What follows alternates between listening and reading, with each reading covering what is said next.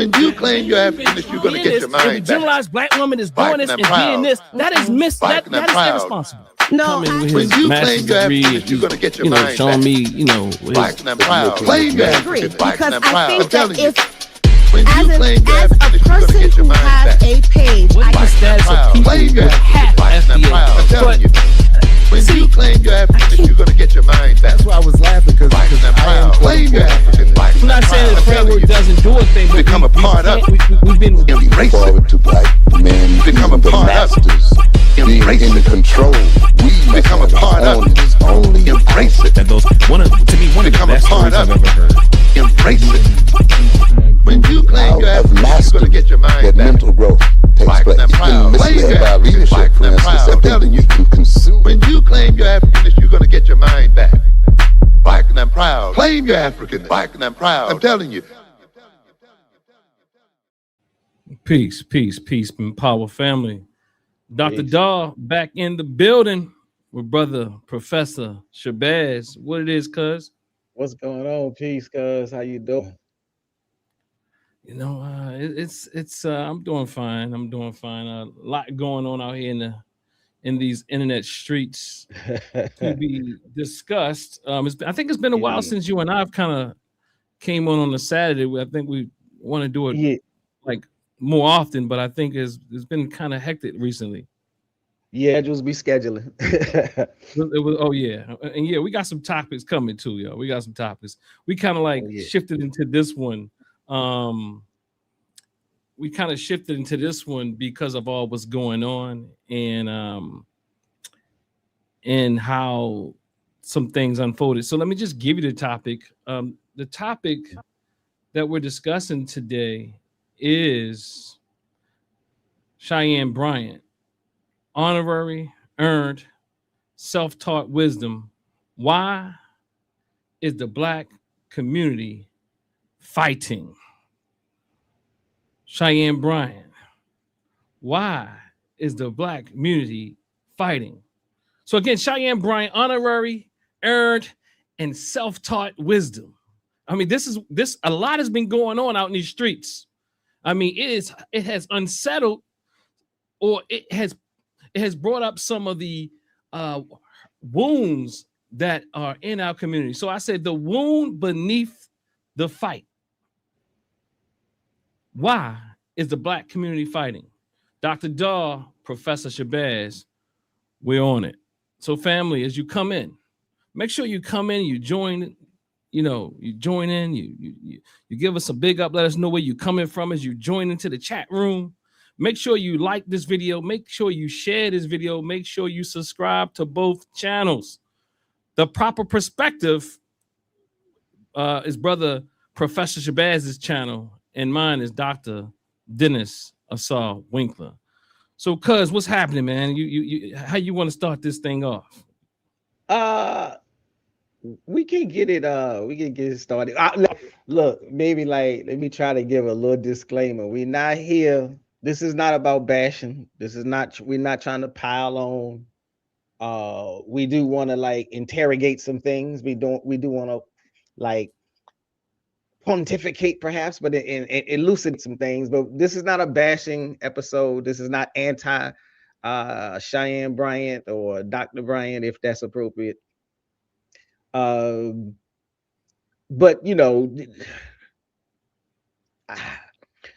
we do have to talk about sincerity and integrity, and what we as Black people have, what we have always historically decided what matters, and perhaps even nowadays, why people are beginning to try and shift what matters. It's almost to the point where we are moving the goalposts our own selves, or at least some of us, and we need to talk about why and whether or not that's an appropriate thing. So you said at least some of us are moving the goalposts. Because for a long time, the idea was those of us who can, or those of us who want to, go get the training, go get the skills, go get those expertise so that you can bring them back to the community and do some of the work that's needed under those expert roles. Say that And one so more we time for have me. generations of people that picked up that call. Say that again for me. I want to make sure I'm following. You said, so for those who are called or taken on the call, or something like that. Well, I don't like that phrase because that phrase will jump out there into the whole religious universe, but it's in there already. right. But the idea is, we have always been a people who have sought advancement and progress, and we've always been a people that recognize there's different paths towards it, but and to some extent, and we need everybody. We need all walks of life. And so with that, there are paths that require expertise from a system, from academia or the institutions. And yes, we have a healthy distrust certain industries, of certain avenues but we also have a healthy awareness that we still need those experts. And so but sometimes it seems like there are at least pockets of the community that are beginning to shift away from that awareness. Okay. Go ahead. So what I'm thinking about is what has some things have come up as a result of the Cheyenne Bryant honorary earned self-taught the indigenous knowledge, it's brought up this idea that I even read a post that said that PhDs are arrogant. The arrogance in the PhDs from a dear brother, and I'm not sure. I think we need to talk about it because in reality, it's unsettling to many, those with degrees, without degrees, those working on degrees, those who and so now it's gotten to the point where people are saying that you are a troublemaker. I've also been called. Someone came into my thread and said, well, look, Dr. Ben didn't have a degree and Dr. Phil Valentine didn't have a degree. And they're missing, from my standpoint, the entire reason why you can't compare this to a Dr. Ben. I mean, you know what I mean? Or why you can't compare this to many people who are out here. Now, some people would say you could. Let me just be clear. Now, but why you cannot compare this to a Dr. Clark, Cheyenne Bryant, and whether or not she has a degree. Well, let's say that the fact that you're lying becomes a problem. Exactly. And that becomes an issue. And then double down on the lie. In fact, I'll be real honest. I particularly myself, as you see in my longer form video the other day, I particularly believe that Cheyenne Bryant is a talented person. Now, I have a question. He said, my main question is, what makes someone legitimate to serve Black communities in mental health and public teaching, earned degrees, honorary degrees, community recognition, or demonstrated work? Core claim. The issue is not simply degrees versus no degrees. The issue is honesty, accountability, consumer protection, and what Black people deserve when they place their minds, trauma, and trust in someone else's hands. Right.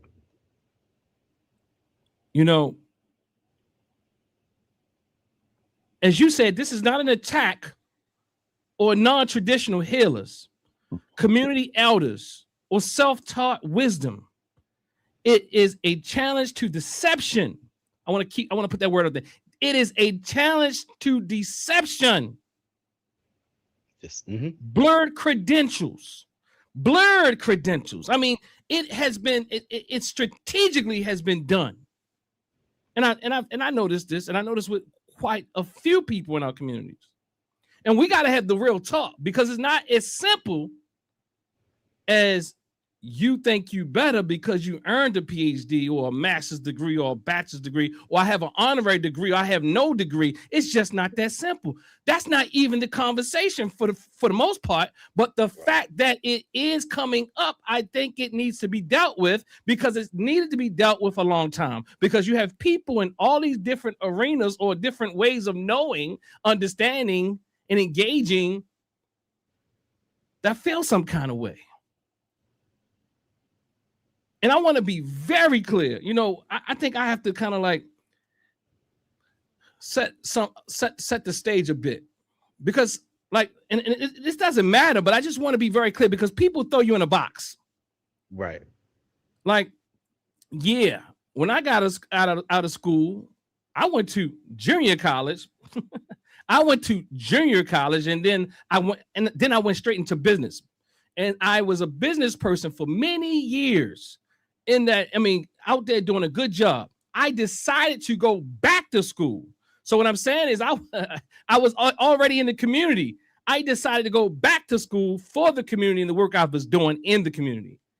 Right. I literally went back to school. Like I've never really stayed out of it completely, but maybe a few years when business was really stressful and things like that, when I was in my 20s.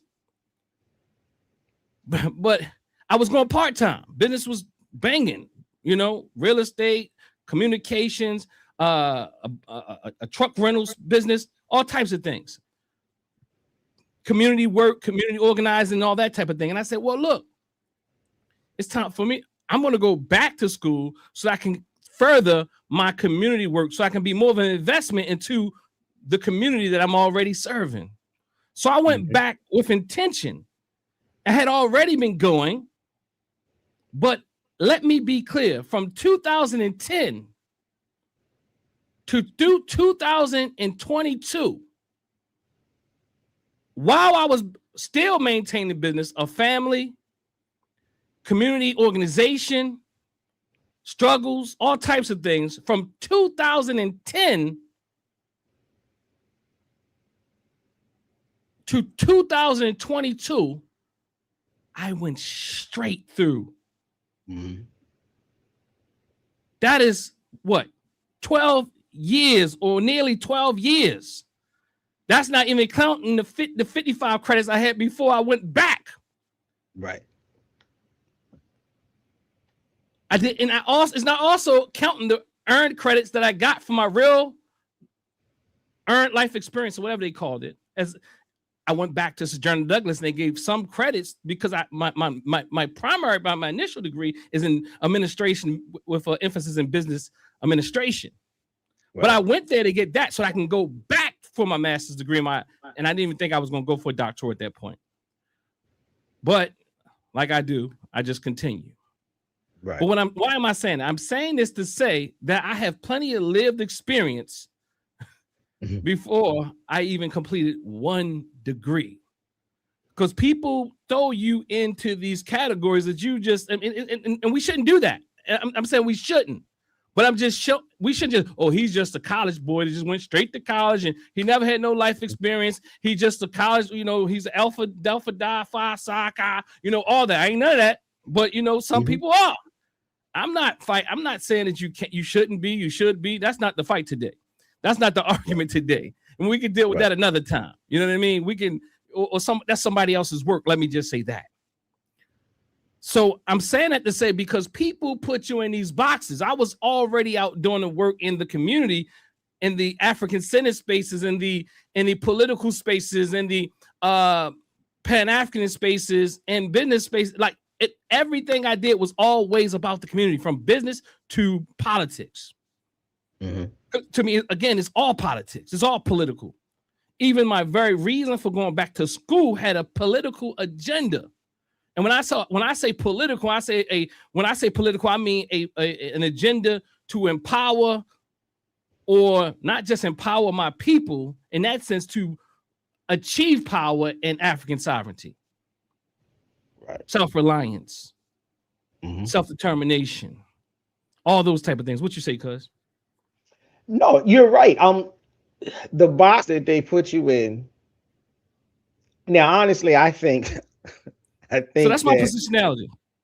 see, and I think that people try to put you in these boxes because they feel a certain way. They feel I don't like using certain words because for me they almost tend to touch on the same thing. Like you said, the brother said, people with PhDs are arrogant, and I'm like, I would first off, I would say a lot of people are arrogant, whether they got PhDs or not.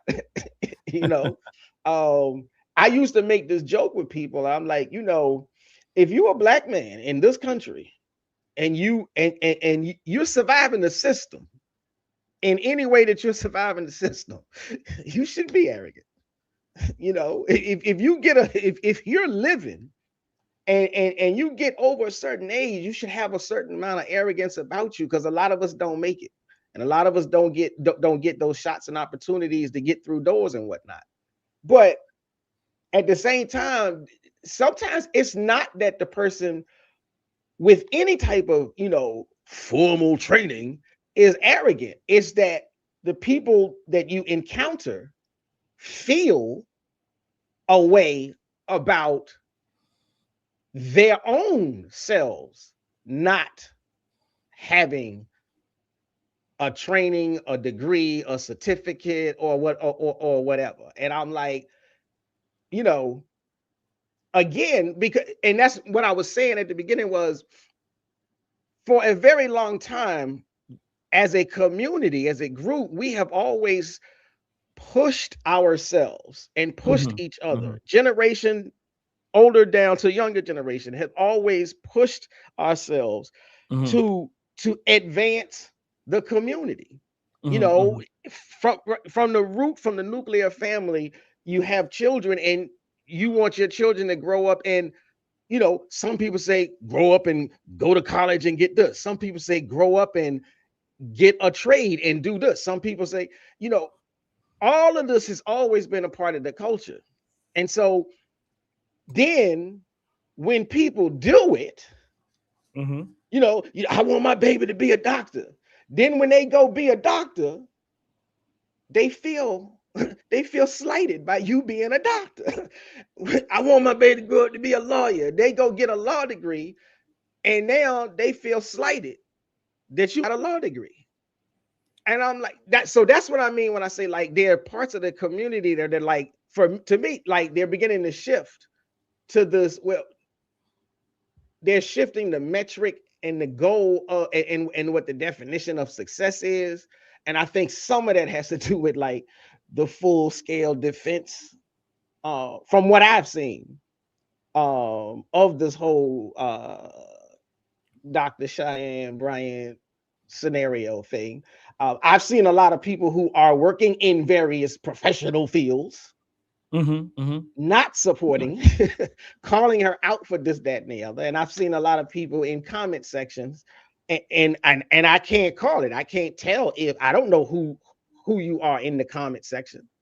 So I don't know if you are somebody with this, that, and the other of a degree or anything. But I've seen a lot of people in comment sections defending her and disregarding or disrespecting the people who are like in the videos with degrees, calling out the lack of integrity. And so it's that lack of integrity. I'm like, people are really beginning to just it's the wild, wild west.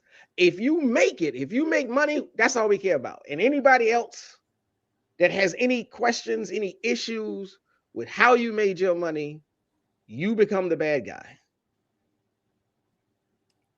Yeah, that's facts, right? And I have some examples, and I know we have a run sheet, and I think both of us are kind of like hitting this spirit a little bit. But I'm going to read a post, and I agree with you, right? And I think that this topic deserves to be dealt with care, right? Because I understand the pain on all the sides. And what I mean is, again, it's a way when you've been in an oppressed society, it will challenge your level of self-esteem. It will challenge your level of confidence. It will challenge that thing people call ego. And many times we are missing each other. Many times we are like right now, the conversation is about Cheyenne Bryant. Now, people are telling me I can't call her doctor. Now, I don't have 100% proof that she's not one, but at least I think she at least is an honorary doctorate. And I think honestly, my thought is she just played a little too long with those honorary doctorates, and she began to stretch them. Now, I could be wrong, but I believe that's what happened. You know, because the way she talks, she's not a good defender of her. She's not a good defender. She's a good offensive player. She's hell of a offensive player. She will read the room, snip, snap, and pop. But as a defensive player, she's letting plays go all day. She triggered. Huh? I mean, the way she responds defensively, I'm like, she's triggered. And I'm like, you know, it's real odd. It strikes me very oddly that as a, you know, a quote unquote, I don't even know what to call her, mental health professional, counselor, analyst, or whatever. It would seem to me that if you really got that kind of a background and in the training, you wouldn't be so defensive about people asking you about your background and your training. And I'm like, you know, like one of the clips I saw with her on The Breakfast Club, and she was basically like, I don't give a F. I'm just like, look, this is a problem. I'm like, this is very triggered. To me, it's triggered. Now I'm saying triggered. I'm not, you know, that ain't no diagnostic type of thing. I'm just saying it sounds and feels like somebody. You can't get in trouble for triggered. It's not a diagnostic word. Thank goodness. Good. But and so again, I'm just like, you know, the part of that, the thing that's funny is, you know, when you have people defending what appears to be the lack of I want to say the lack of integrity, but I'm not, but like this again, the statement she made, you know, she don't need the license, she don't need the degree, or she just going all over the place. And I'm like, that's the defensiveness to me. And then when people support her, yeah, she don't need that. I'm like, for the people, not for her, for the community. If you really, you're gonna bring yourself to the point where you're gonna say, well, I don't care about nobody having no training. Well, you asking you are putting yourself in a position for another grift. You're putting yourself in a position for more manipulation. And that's part of why I'm like, you know, the very fact that someone says they prefer to work outside of any system that would hold them accountable for any harm that they do. And then people saying, yeah, that's what we want. That's that shift I'm talking about. That's that shift from, you know, a standard like excellence, a standard of accountability to, hey, just get the bag. As long as you get the bag, all the rest of y'all are hating. And that's what it, like, to some extent, that's what it boils down to. That ain't all of it. That ain't the nut. That's just one kernel of it. Yeah. And I get much of what is being said to some degree. Like I don't like I feel that we have to do two things at one time. We have to destroy the system. We have to destroy the system that is like the we have to be real honest. I think we have to keep all the cards on the table. There's aspects of the system that does help us, yes, but as damaging as people like Cheyenne Bryant is, the actual system that one is actually defending, and I think we have to speak clearly about this. This system itself is also oppressive. So I'm saying that Cheyenne Bryant and her lies and things like that, I can only imagine why she's doing that, perhaps, and maybe some things she has caused. I'm not sure about any of that, but what I will say is I'm very clear about other people who have faked and put out fraudulent degrees and have hurt people. Now, I can't really say that I've known about her, seen her in impact anyone outside of what I'm hearing some people say about on these shows and things like that. I mean, she's just deceptive. That's, I mean, maybe you have something about what she did to really hurt people.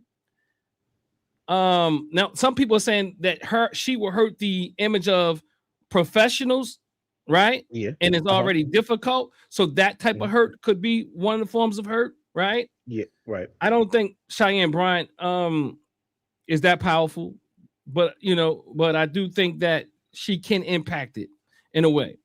I just don't think that she's that powerful that people are just going to say, I'm not going to go to therapy anymore, or I'm not going to consider therapy as much as we're talking about it. I think people will probably say, I think part of this is good stuff. This is part of it is good.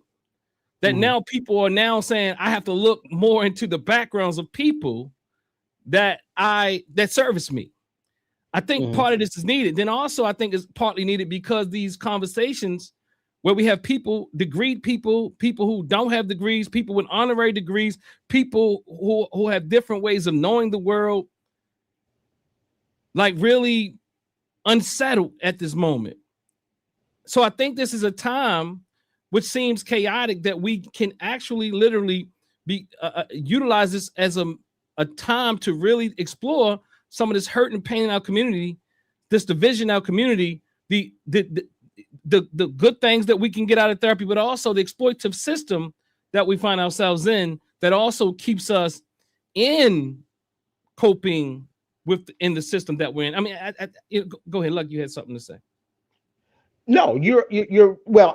One thing I wanted to say, I agree with you that there's definitely like silver linings in the scenario, because hopefully one of the things that people take out of it is I do need to make sure that whoever I'm like, trying to contact for services or whatever, I do need to make sure that I look into and verify their backgrounds and things like that.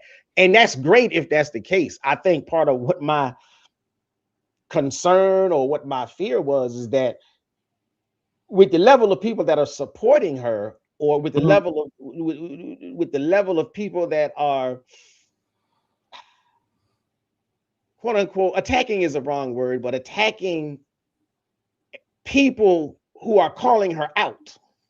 You have people calling her out, and like the comment section is like, leave her alone, you just a hater, she's qualified, y'all know she got a degree. That's the part, like, look, well, that's then you're not walking away from the situation like, maybe I need to investigate and make sure that people are qualified. You're basically saying you don't care if a person has the trainings or the skill set that they say they have when they come to you. And I'm like, that's the part, again, I'm like, if you're just going back to it's a public face, she appears to be successful, and I do think that can hurt, not the field so much, but it can hurt the impression of the field. Like, in the Black community, we got a big problem with owning up to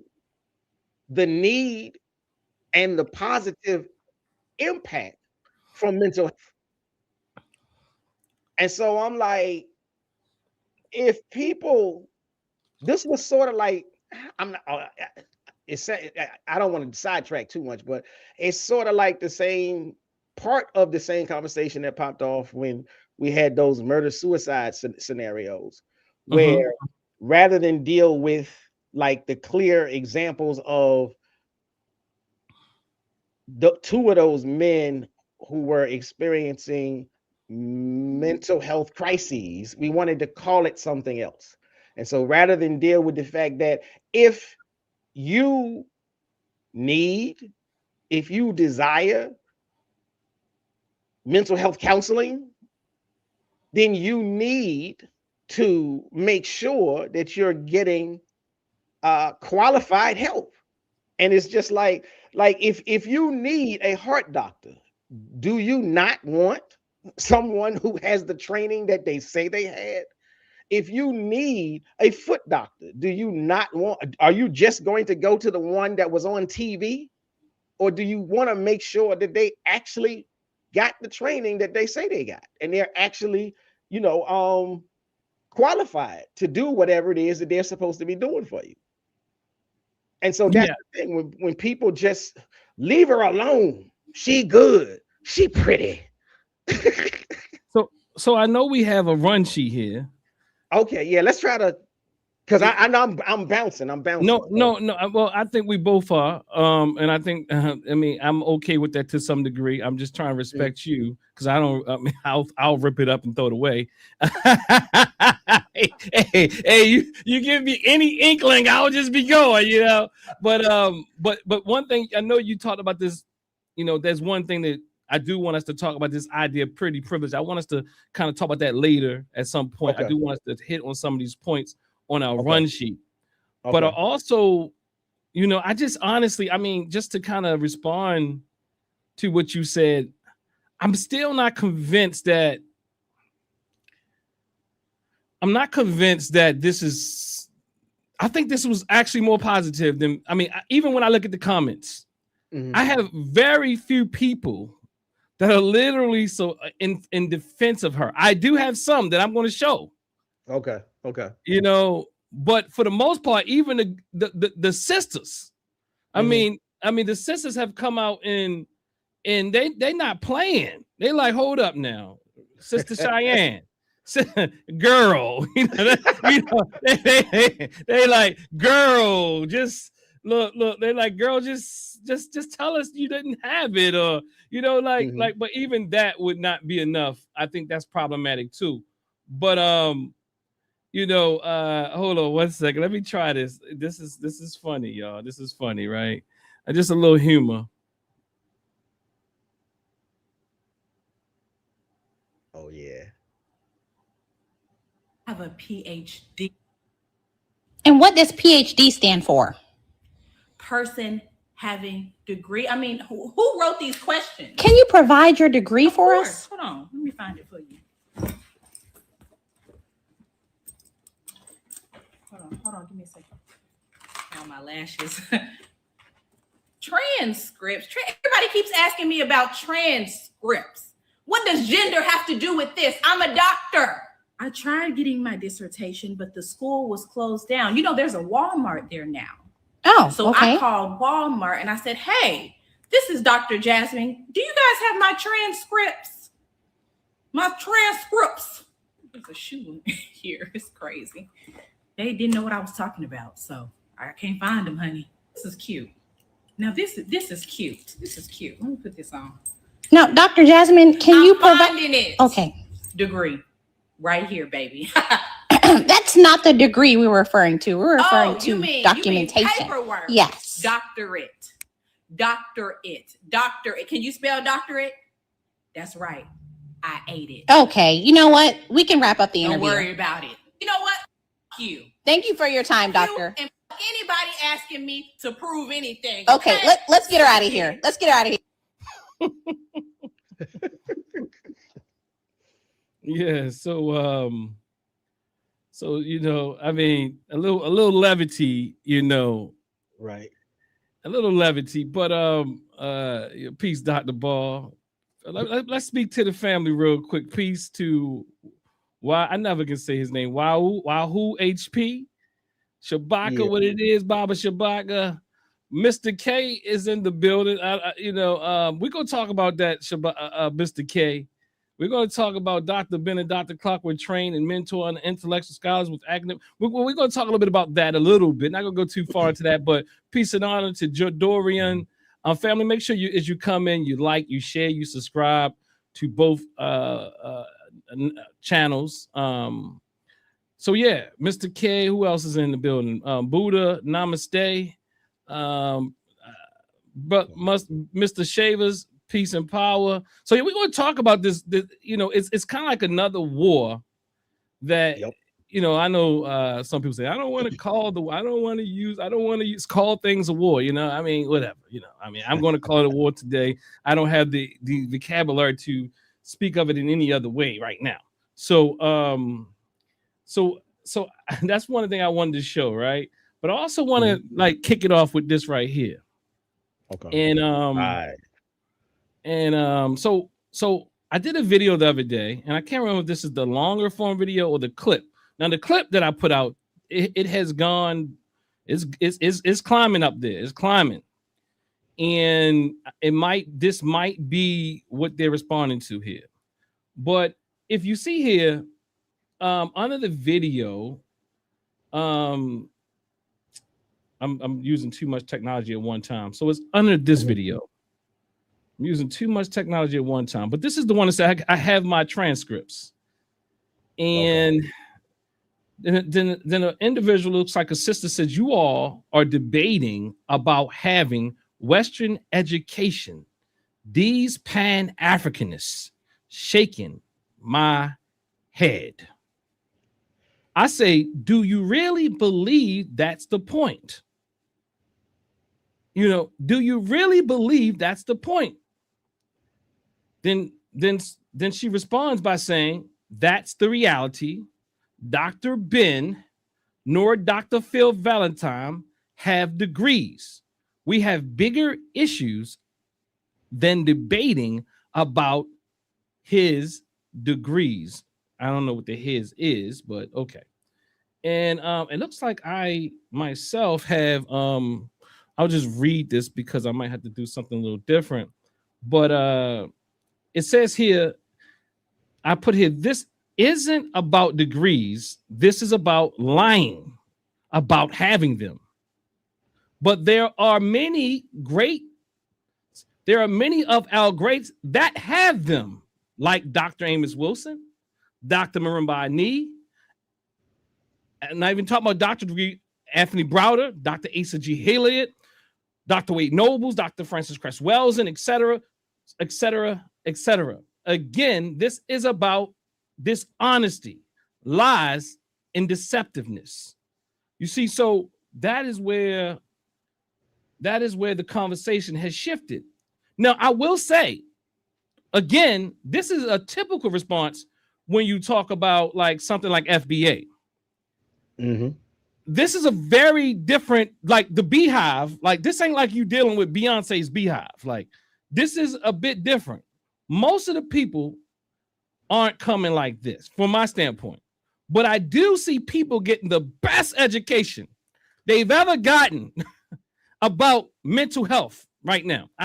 People are learning different things that most people in the field don't even know some of the things that we're talking about right now, just to keep it a buck.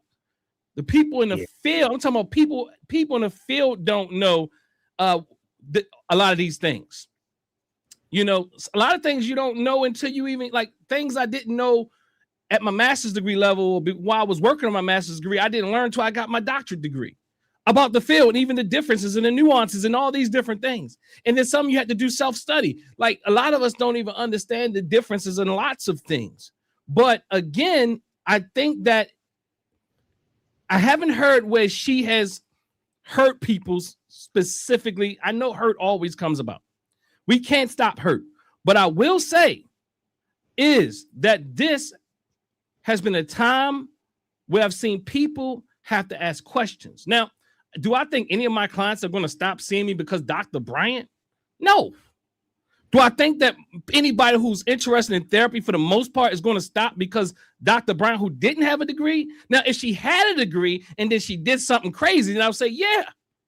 But it's like she doesn't have one. Now, I haven't heard where she's hurt people. I'm certain. Yeah, let me say. But what I'm saying is, this is a bit different. I don't see too many beehives unless you saw something else, cuz.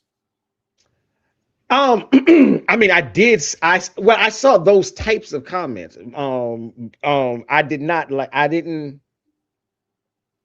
I took notes on them, but I didn't like save them to pull them up, so I can't do that. But I did that's the type of framework what I was talking about, where people were just they were coming to support her. They were coming to detract or debunk anybody trying to hold her accountable. And that's the thing that, like I said, what drew me into it is, I think somewhere else, one of the things I was writing down was, how is it so easy, and why is it so easy for us to dismiss the deception? Like it's not about what qualifications she has or not at all. It's about, like, why is it so easy to say they don't matter after she said they matter? If she just would have said, my name is Cheyenne Bryant and I can help you do blah, blah, blah, blah, blah, blah, blah, everything okay. Yeah. So I have something here, cuz in response to that, the thing is, hold on, no. I'm trying to go to our run sheet, but what I'm thinking about that is, though, we'll never ever stop 100%. But it doesn't feel like FBA people. I mean, if they start coming out like the FBAers when Tariq is totally wrong, then I'll be concerned. Like, really concerned. But I think that's a fight. I know there's going to be some people out there, and she's become very religious lately. I mean, she's quoting scripture like Jesus Christ himself. Yeah. Now, oh, go ahead. The scripture. No, you go ahead. You go ahead. The script. What did I had? Because I had that down in the run sheet. The scripture part. Oh, you do? Well, it's a shield. I did have something about the scripture, and I usually try to stay away from that because I know people is funny about their religion. So, but it's so deceptive. I was gonna do this. I may do this thing later. I was gonna do this thing where I was gonna just start dropping scriptures on people and whatnot, just to see the response I get. but that's the thing, because I did see other people. It was an argument somebody was making about her leading with spirit and the creator being what qualifies her. Oh, okay. Yeah, yeah, definitely. I wish I could find that. What was that? It's one somebody. I think it's under my post. Someone posted that to me. Yeah, someone posted it to me. Saying that she has been ordained. In a sense, like she doesn't really need the white man stuff. And let's let me just kind of frame this again. Okay. Because I want to like keep us online. Like, the name of today's topic is Cheyenne Bryant, Honorary, Errant, Self-Taught Wisdom. Why is the Black community fighting? I have here, before debating the case, name the deeper communal tension. For Black people, degrees have never been neutral. For some, an earned doctorate represents sacrifice. I want to be clear. Represents sacrifice, discipline, and access won through racist institutions that tried to keep Black people out of them. For others, And I'm saying even today, even if it looks black, you still feel that tension trying to keep you out in that tension to maintain, to stay in it, to pass, to graduate, to keep, not to become like it doesn't matter how black the school looks. It's still a miseducation system. It's still tension there. It's still tension with those professors that want to teach a more accurate history. It's more tension there for those students who want to come from a more accurate perspective. For others, it says here, those same institutions are where black people have been misdiagnosed, disrespected, over-policed, and treated as pathology.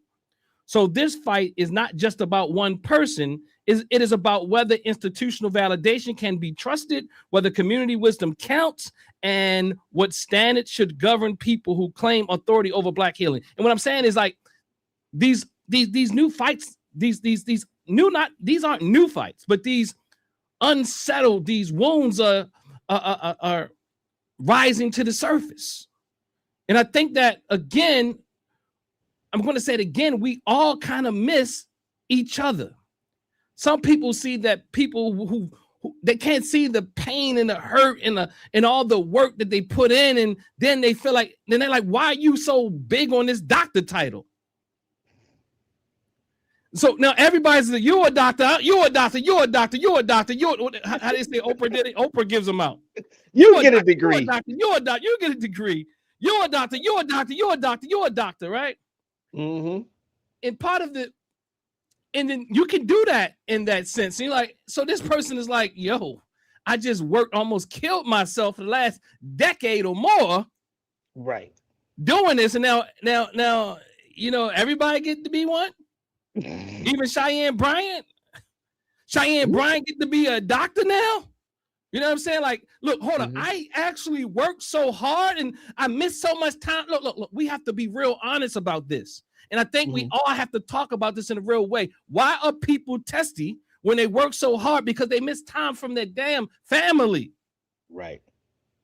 Like, I mean, and we have to really talk about that. It is a real thing. It is, and you can't even get that time. And you miss so much time dedicating to education that people told you to go out and get. And when you come back to the community many times, then they don't trust you. That's another thing. Exactly. So it's hurtful. And then they told you to go and get it and become an expert for us. And now you can't tell me nothing. Don't think you special because you got a degree. And then the other person, like, it's this reaction. It's these visceral responses that people are having. In fact, the day you go, look, you get your bachelor's degree, you become something brand new. You get your master's degree, you become real special. I got an MS, and you like, and I'm not saying people they be stunting with those degrees too. I ain't gonna lie. Mm-hmm. One thing is I appreciate what Dr. Ball says is, and might not say it exactly like he says it, but he says when you get a bachelor's degree, you think you know everything. He says when you get a master's degree, what did he say? He said when you get a master's degree, you realize there's a multiplicity of ways of looking at things. And when you get your PhD, you like, shit, I don't know nothing. So with many people who get that degree, they act, there's a certain level of humility comes with it, but there are people who stun on you. There are people who think, people, because, and it's not the degree per se, it's that person's whole that they're utilizing that degree, whether they earned it or not, similar to what Cheyenne was doing. Right. I bet they'd not say doctor. Now I could say doctor because I think she got those honoraries. I think she got the honoraries. I saw the regalia. I mean, she got the honoraries, she got the paid honor, like whatever it is. I don't think, look, and she says that I got these honoraries, these 2 honoraries from the work I've done. And so the question I would want to ask to Dr. Cheyenne, or Dr. Whatever, I would like to ask, what work was that? MTV. Oh, did you know about her before or something? Because I didn't. I didn't know too much about her. When I did a little bit of the digging, and there was a clip. I think somebody put together a clip, and it was talking about all of the different TV shows that she has been on over the years providing these services. And so there was something about I think it was something about one of the MTV teenage mom reunion shows where she was, I guess, you know, the voice of reasoning. You know, I don't the consultant, the psychological assistant, or whatever it is, the host. Because in the clip, in the clip that they showed, it was like you know, showing all these, you know, teens, and they were at each other's throats and arguing. And I think she was like breaking it up and trying to get them to calm down and settle down, and let's work through this, and we're gonna deal with our feelings and stuff like that. So that's when I was like, oh, so she's been doing this celebrity counseling, so to speak, is the way I looked at it. More so than I don't, you know, regular people. And when she started talking about how much she charged, you know, I was like, so you know, I wasn't aware of the honoraries. I wasn't aware that she got honoraries. So yeah, I mean, I think she played on those honoraries for too long, and she got caught up. That's my assumption. But I'll be very clear. The little bit of that, I'm not saying I agree with this lady like 99% of the time. I mean, like all the time. But I'll be real honest. The things I've heard her say, I can't say I totally disagree with a lot of it. Like I'm saying, like she could be like really bad, but she's really good at the same time. It's like she could be really bad. And I'm not saying good for you. I'm just saying some of her ideas around trauma and relationships, I'm not even saying she's practicing them. I don't think she is, according to all the resources and the sources I'm hearing. I'm just saying that maybe that book is something good. And I think that's what that person was telling me about. But again, this is not about whether or not she was ordained by God. This is not about whether, you know, the white man created these white degrees. This is not about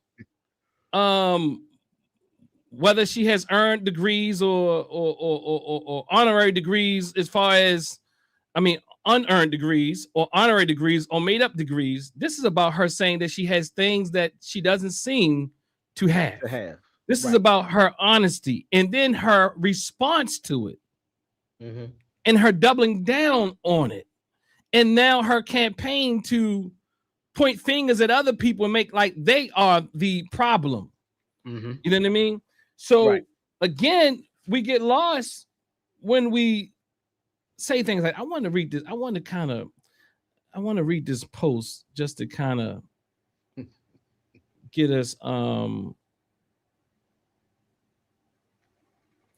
you know, people are saying all types of things, right? So this is probably one of the people that we're talking about. Let me see if I can put this on the screen. And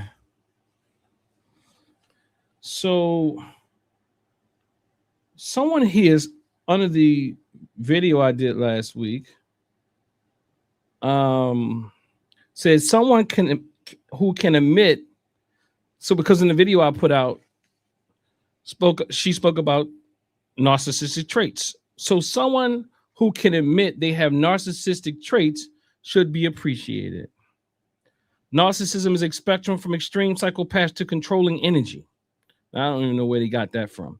But Black folks love to hear or love to tear down successful people if they don't line up with their beliefs or values. Now, again, keep in mind, I'm not even sure like what she espouses, what she articulates, whether or not I disagree with most of what she says. Now, the lying and the flammering and now the behaviors, I see that the behaviors are problematic.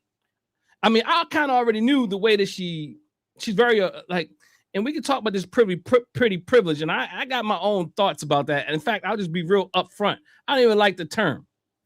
I don't like the term. I don't think it does a good enough job. But we can talk about that. Bottom line, what she says here, this person says here is, bottom line is her book and her conversation. The bottom line is her book and her conversations are spot on to help people heal their wounds and traumas. When you recognize a narcissist's energy, just back off and keep your boundaries, but no need to tear them down. She's anointed, this is what you're talking about, to do the work she's doing like MJ, so back off. Now, I take exception to this idea that there was some level of tearing her down. Mm-hmm. I still don't think that, for me, now maybe she's talking to people in this chat room, like that I tore her down, where, you know, because I think she's pretty sharp. I think that part of what this person is saying here, though, is interesting, because I don't know how much a narcissist, like, so now the narcissist is going, this person is saying that according to Dr. Well, let's back it up, Sister Cheyenne Bryant, that she has narcissistic traits. This is according to Cheyenne. Okay. Herself. Mm-hmm. So she says that because she was able to become clean about that, that's something positive. So again, someone who can admit they have narcissistic traits should be appreciated. But what about someone who can't admit they don't have a degree? Again, right. Because it's the integrity for one. And what I'm pointing at is, right, when I say it's not even about her, this is part of what I mean. It's about the people who defend her and who try to silence those of us who say integrity. Like, why are you lying? Why does it matter? They want to know, why does it matter that she's lying? And that's what that, you know, again, this God thing, the spirit thing, she's anointed thing, the community standard is for the people who fit this category. She's successful. Leave her alone. Absolutely. That's it. It's capitalism. It's the bag. It's that's all it is. And I'm like, I got a thing that I was gonna drop on this. Okay. You got something you're gonna drop on us? Well, I'm trying to get my it's a comment that I was gonna make about this, but let me just slow down before I go off and say the wrong thing, because let me see if I can find the better version.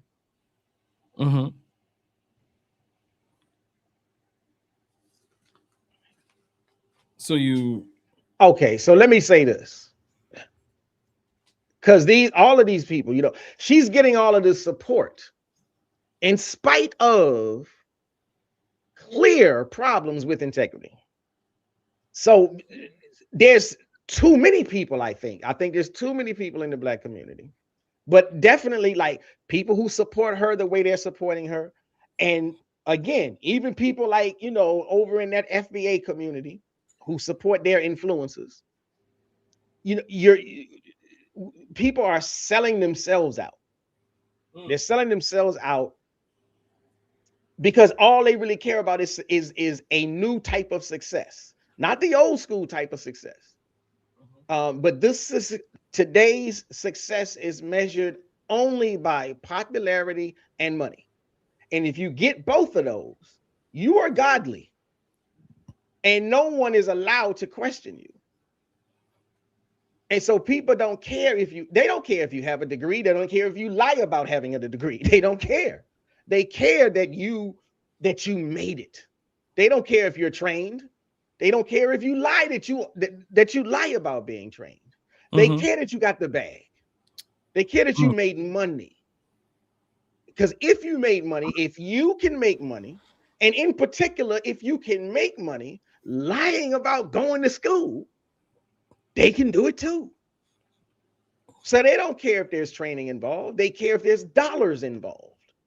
And as long as you make the money, you are their model. It's just like it's so very much like the MAGA crowd who enshrines Donald Trump.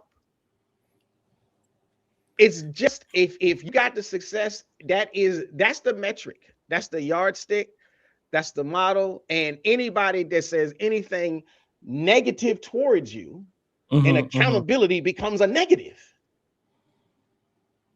That's what that's absolutely. And she will.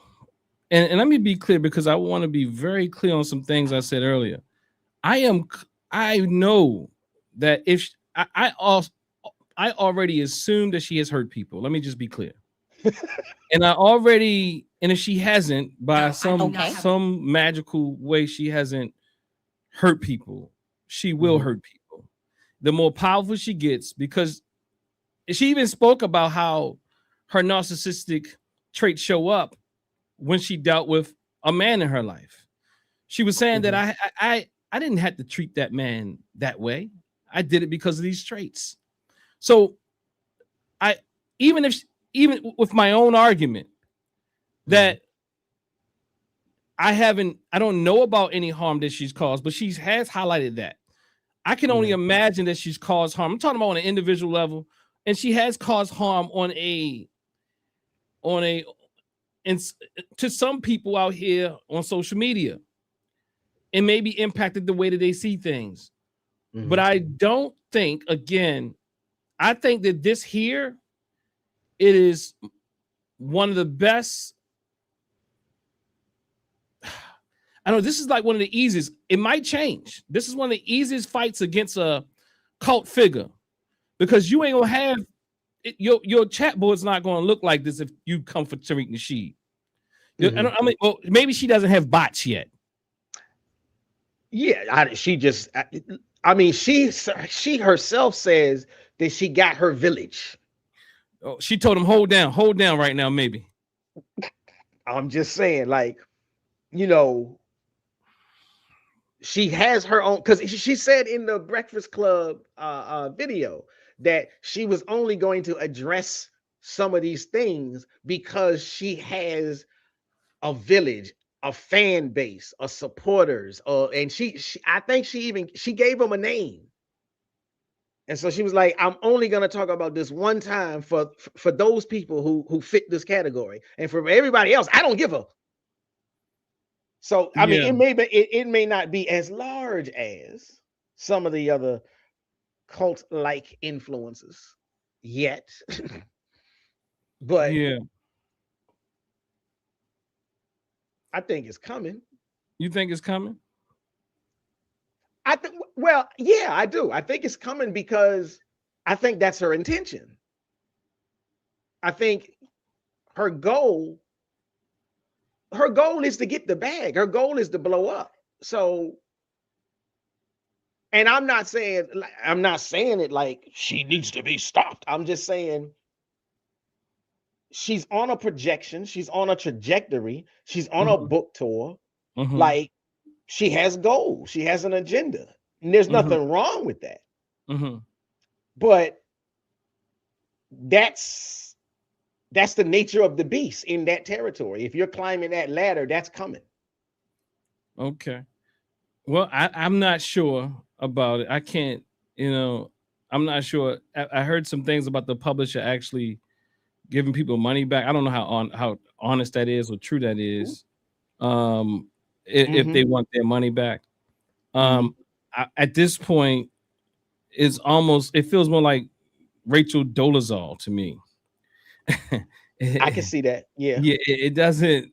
It doesn't feel like Umar Johnson or Tariq Nasheed or other people when you're trying to critique them about their deceptiveness, right? It just doesn't feel the same. Umar Johnson, especially at the beginning, she's like really like just beginning.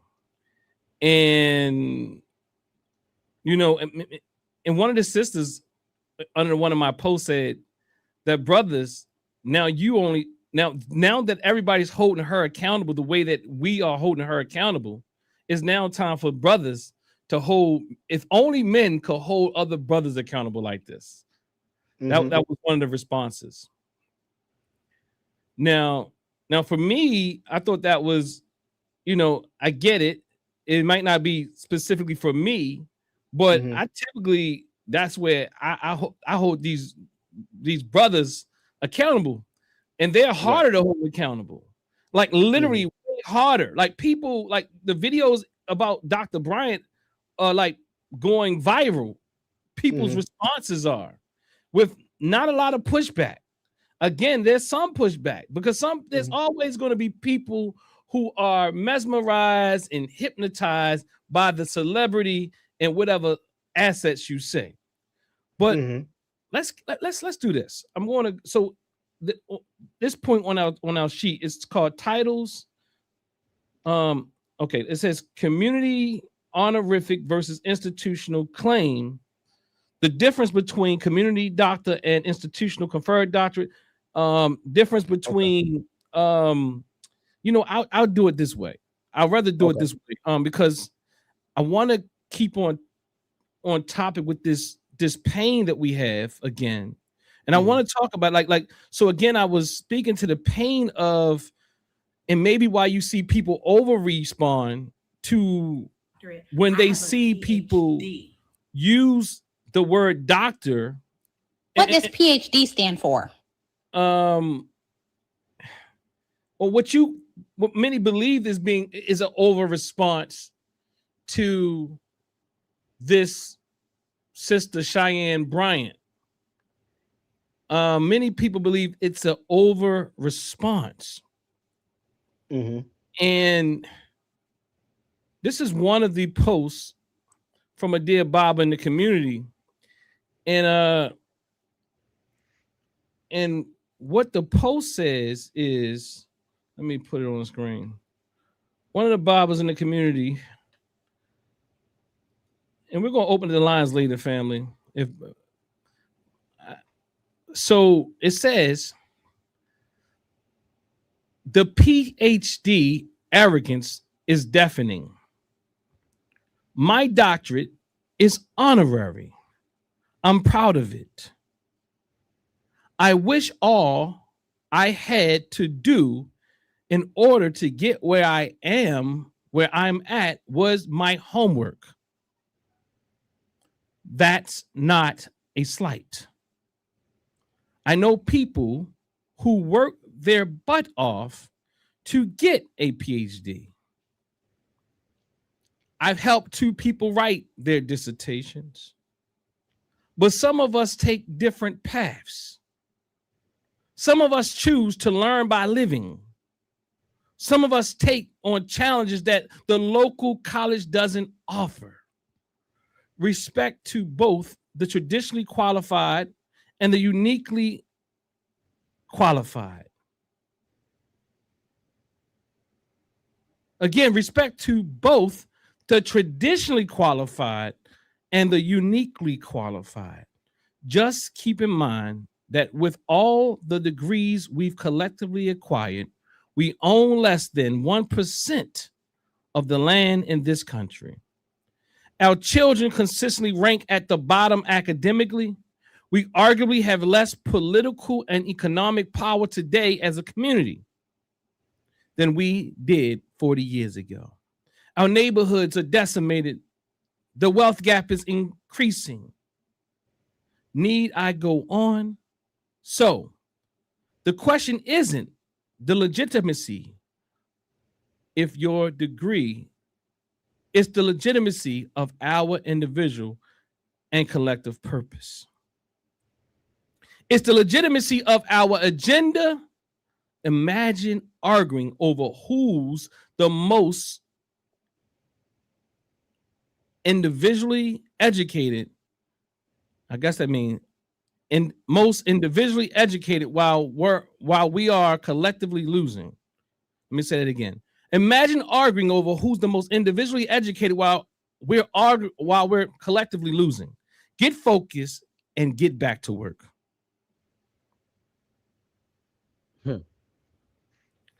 Now, what's your thoughts about that, cuz?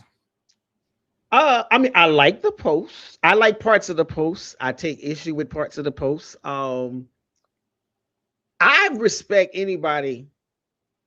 I try to respect anybody that has a doctorate, a degree, honorary or non-honorary. I don't have necessarily an issue with that. I think it was a bit of a shot when he said, "I wish all I had to do was homework." I think that's a bit of a shot. Why? I don't necessarily look at the work that a person does in a PhD program as homework. I think it's a little bit more detailed than homework, but you know, like I said, I think that's a bit of a shot. I'm not gonna get completely blown out of shape over it, but you think it's a shot nonetheless. Yeah, I do think it's a shot. I do. But he think said that, but he did argue that that's not a slight right afterwards. Yeah, and we do that. I do that.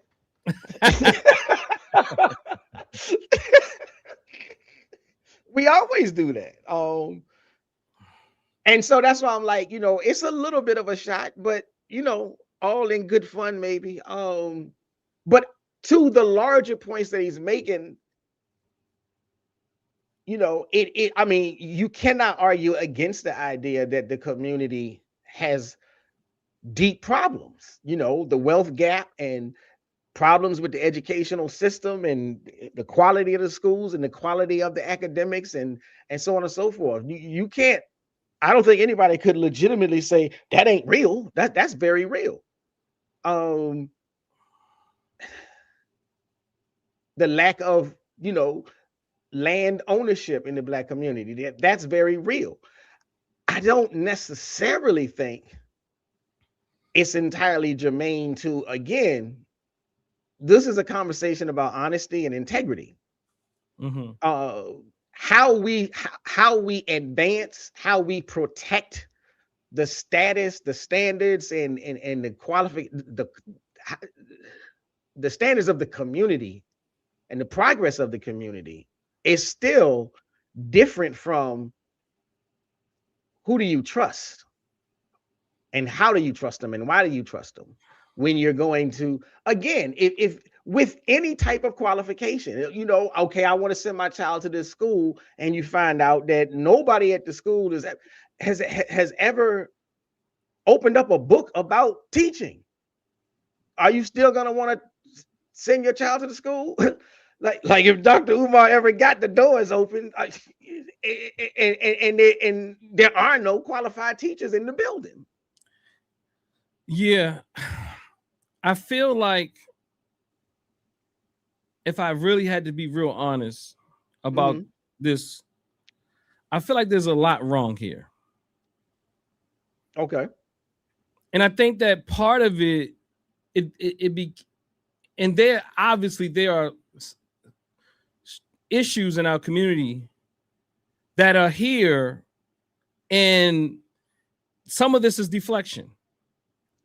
From my standpoint, it's real, right? Mm-hmm. And I think we should talk about these things and figure our ways out. But to say that, to kind of like tie these issues with degreed people and people having conversation around this becomes a problem to me. Because it's not just degreed people who are trying to figure these problems out. Okay. So if we are, so it's people with degrees, without degrees, with honorary degrees, all types of people are trying to figure this out. And we're all still struggling, nonetheless, with all these same issues that he spoke to. It can't. No, the way that the post is written, it's almost written in the sense like, look, you don't have time to talk about whether the degree is real or not. That's a waste of time. I have an honorary degree and I'm proud of it. And I wish I did. I wish I did only had to do my homework, but I think that's it's kind of inconsiderate. But I understand it's inconsiderate of those who, again, now think about it. I told you that I've been doing work in the community, right? Now I'm not taking any exception to this because I understand where we are. And I didn't show the name purposely. But the thing is, I'm, you know, I mean, it's a public post, but you know, I feel I got, you know, but not that I won't, because I will, but I'm playing this side today. The thing is, though, because I don't think it's about the person, I think it's about the messaging, and I think this message is something that is pervasive in our community, and I think it's conflating a lot of things. So one, we can't parse out all of our responsibility, whether you have a degree or not, or earned or unearned or honorary or not. So to like that's like questioning a leader without a degree. A doctor. That's like questioning people who have gone through Pan-African struggle, and now we say, and now I say, well, he never been through the process of the Pan-African orientation or rite of passage initiation. And then when we start debating about whether or not this person has gone through the process, through the initiation process, and now they're harming people or misleading people to believe that, then that's like, no, we can't hold them accountable. We can't hold people accountable that went through our way. Right. So, in fact, so to me, that becomes problematic. But two, it's clear to me that there's a slant in this piece. And I'll just read it and go on, and you can join in as well. The PhD arrogance is deafening.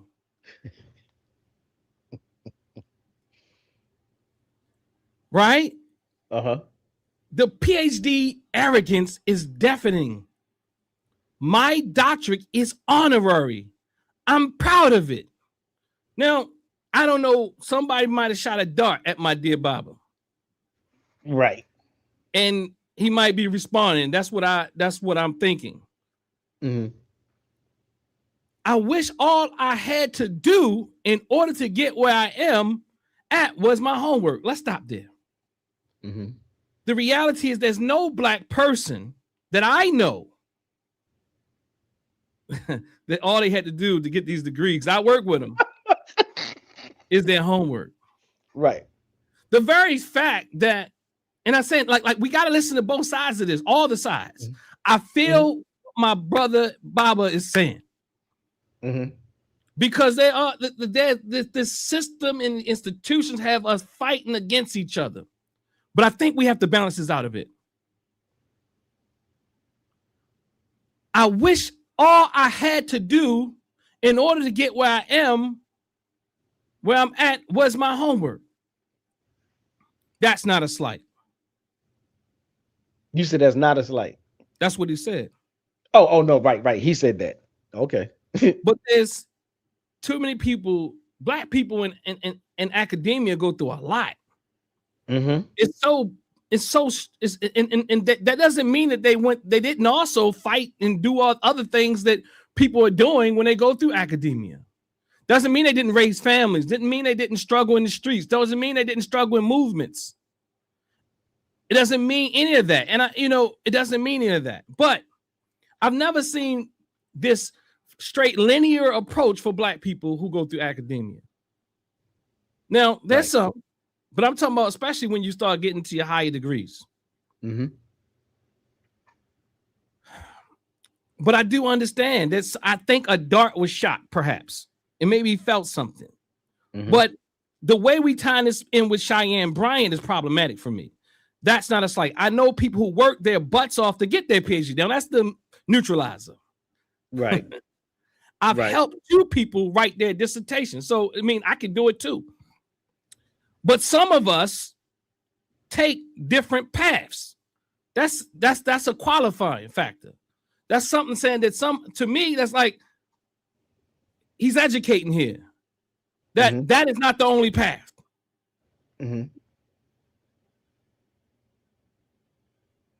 Some of us choose to learn by living, and that becomes the problem with me. Like the problem is some of us learn by living.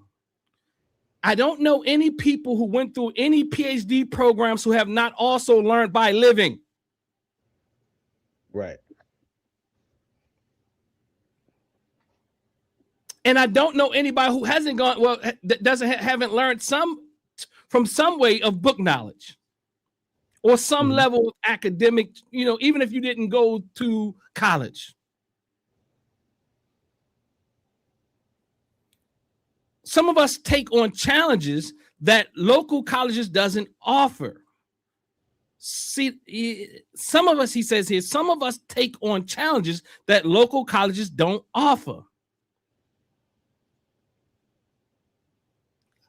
Right, me too. I did that. You got something for that, cuz? No, go. I mean, again, I guess I would say, it does seem a little bit like maybe he's responding to somebody else, Yeah. And because I just don't see. Again, I'm like, I don't even know. Anytime, like this whole entire conversation, again, this conversation is rooted on integrity.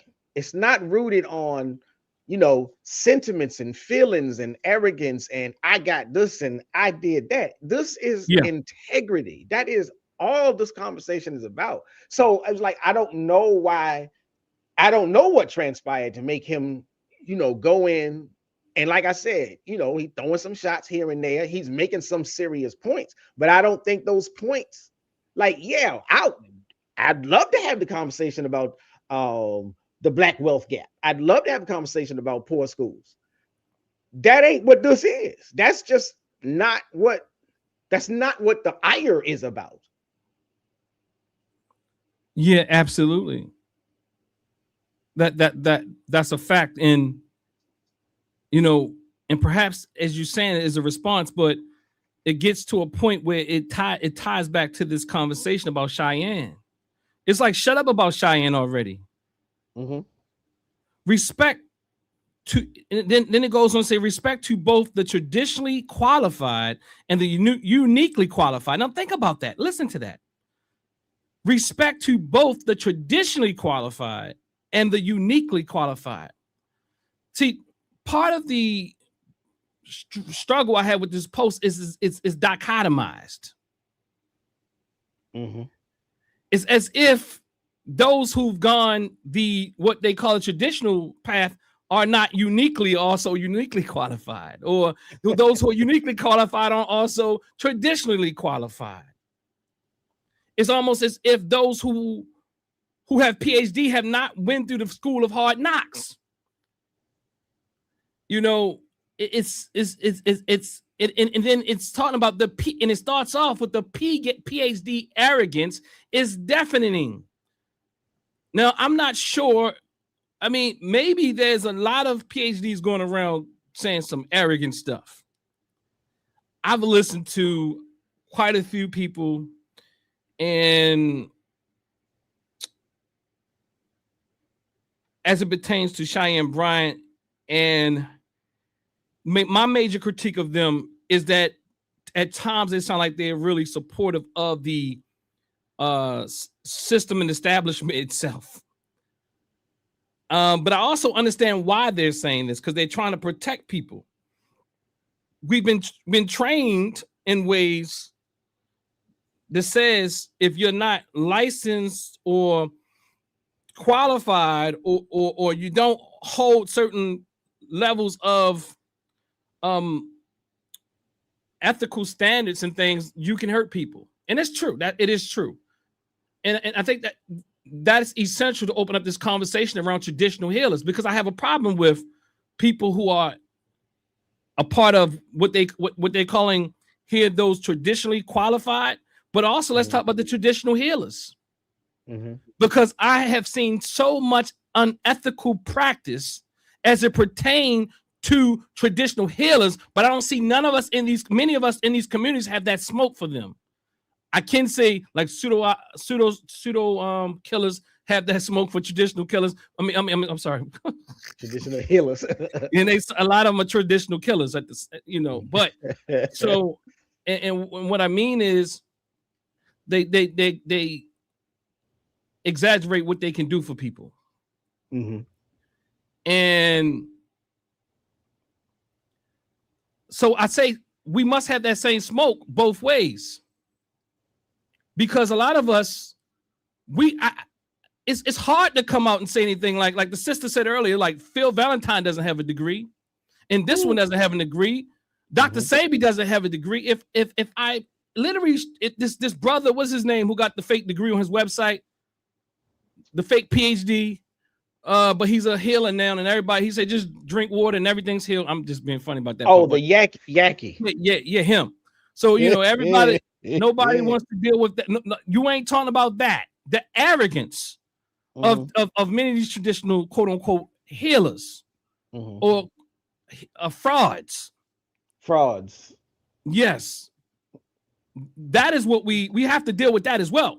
But I'm not saying there's not any PhD arrogance, but I'm saying that there is arrogance, and we have to look at the entire problem here.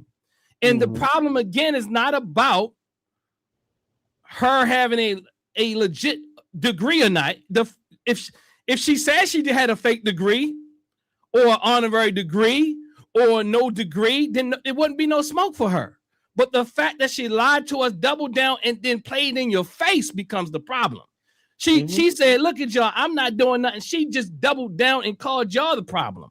And that right there, those personality traits, somebody needs to deal with that, because she will hurt people. She does give. Let me give it like my sister. I love my sister. She gives Umar Johnson in the feminine. Now Umar, I believe, has his degrees. He's not licensed, and people came for Umar because Umar wasn't licensed, and nor should he be.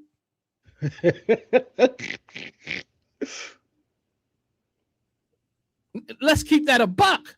He got a whole degree and did put in a lot of hours, but Umar, from my standpoint, shouldn't be conducting therapeutic services.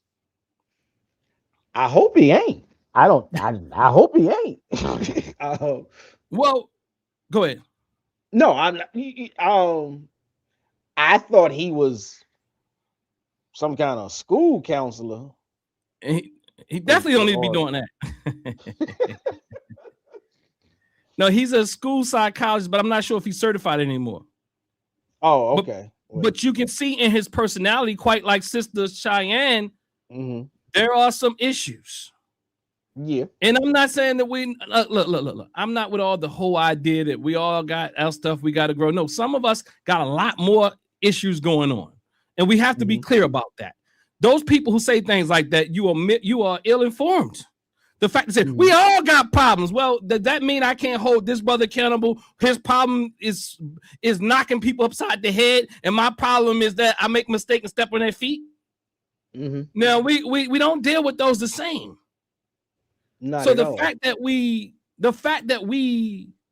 can't look at things with nuance becomes problematic, because I see even in this message it's a very dichotomized message. But I get it, because maybe there was a shot, and I know about shots going on in this community. There's shots to be going on in this community, so maybe this is a response to a shot. But again, it's public. He goes on to say, let me just read over it again. Some of us take on the challenge that the local college doesn't offer. That's true. And that's me and you and other people as well. Respect to, and that's credential, non-credential, non-traditionally educated, traditionally educated, those educated in our community work. Yeah, we all do that. just keep in mind that with all the degrees we've collectively acquired, we own less than 1% of the land in this country. Our children consistently rank at the bottom academically. We arguably have less political and economic power today as a community than we did 40 years ago. Now, I get that too, because when you, part of what I can tie this back to this miseducation of the Negro. Mm-hmm. And Carter G. Woodson warned us about this thing. Do people with these degrees, do they need to be challenged? Hell yeah. Mm-hmm. Hell yeah. Because a lot of us have bought into white supremacy. But not only the degreed, those who drive trucks, those who cut hair, those who work at Walmart, those who open up schools, those who, like Umar's opening the school right now. Mm-hmm. Like, this ain't only about people with degrees, but we have to understand the responses from both sides, because somehow this system has elevated people in their minds with certain credentials that they are better than them, other people. But the same thing with celebrities. Like, in fact, let me tell you another thing why a lot of people with credentials are mad. Because they don't have, like, and I mean, some are really frustrated because they've done a lot of work and she's getting a lot of play. They ain't getting no play, but they did all the work. Now they getting something, but now she's pretending to be them and getting higher accolades, awards, and attention. Right. So we have to understand that side as well. But we also have to understand that there is a tradition in this country. There is that people or look down upon if they don't have certain education. But that's a problem because most people don't have that level of education. Right. Most of us don't. But then we have to also understand those, we say, go to school, boy, go to school when you get it, and then they looking at you funny. Mm-hmm. Oh, I don't trust you. You's a sellout. Oh, I thought you wanted me to go and come back to the, oh no, you come and bring that white man shit. Mm-hmm. Oh, no, I'm bringing Dr. Amos Wilson. No, I don't know about that. So it's a serious problem in our community. Mm-hmm. Today, we're talking about Cheyenne Bryant, honorary, earned, and self-taught wisdom. Why is the Black community fighting? So this post goes on to say, I'll repeat some things. We arguably have less political and economic power today as a community than we did 40 years ago. Our neighborhoods are decimated. The wealth gap is increasing. Need I go on? The question isn't the legitimacy. If your degree, it's the legitimacy of our individual collective purpose. Let me slow that down. I'm trying to understand that.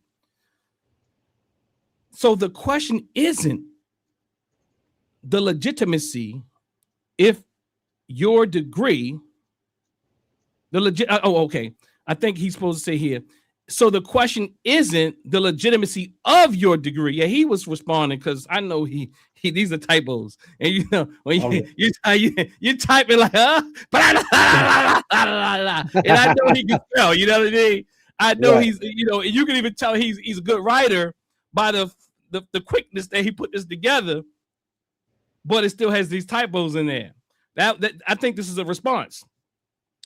So so we're responding to each other because somewhere somebody probably took a shot with some level of arrogance, or at least he felt that. And this is a shot back. But I think both needs to come to some sense of balance because the hurt is on all sides. And again, quite like FBA versus African, quite like men versus women, manosphere versus women's sphere, all these different ways Black people show up in our societies, we're played against each other. So again, I think that some of this is very general and problematic, just to say the least. The response, I'm not even gonna call it a response, I'm gonna call it the reaction. This is a reaction. This is a reaction post. If your degree, if Okay, let me read it again. So the question isn't the legitimacy of your degree, it's the legitimacy of our individual and collective purpose.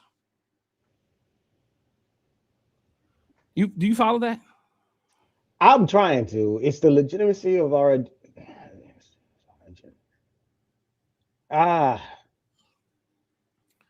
okay, not if of. The question isn't the legitimacy of your degree, it's the legitimacy of our individual and collective purpose. So no, I disagree. I disagree. I disagree. I disagree. Again, I disagree because the question is, it has nothing to do with the degree. It has something to do with the deception. Period. The Yaki dude, and people saying it's already automatically known that he's got a fake degree on the website. She comes to the community, however she came to the community, she introduces herself, I'm a doctor. It's the deception. You can be great at your job. I'm not taking anything from whatever you've done. If people say that you did good work, then people say you did good work. I'm saying, could you have done that good work without lying? That's my biggest thing. And like, if I go back, if I hit like one of the things on the run sheet, because one of the comments that somebody was made, Dr. Ben didn't blah, blah, blah, blah, blah. And I'm like, look, to some extent, like I might have to like confess my own personal ignorance. For a long time, I thought Dr. Ben actually had PhDs or whatever. Somebody said he ain't got them. I'm like, the community called him Dr. Ben. To my knowledge, he didn't. I don't know if he personally deliberately introduced himself as. I know people were introducing him as, and I know he held his own ground, and his work stands a testament of time. So again, it's not so much as the legitimacy of the degree, it's the legitimacy of the integrity. Mm-hmm.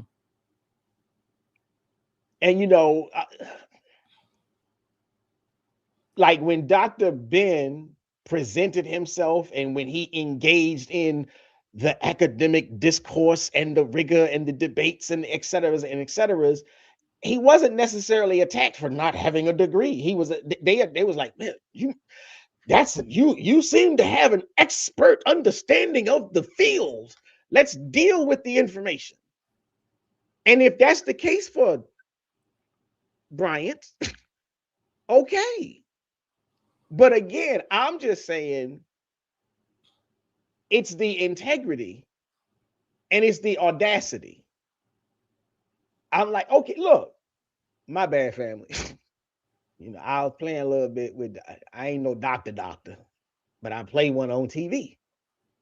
I mean, there's a way you can clean it up and keep on rocking. But if you double down and triple down, and then you start disrespecting everybody else, and then you start blocking and deflecting and shielding. I think I can, even if I really had to tap into why a lot of people would be angry at this. And I think sometimes because many times, as much as the community feel downplayed, who don't have those degrees, those who have those degrees feel downplayed. Exactly.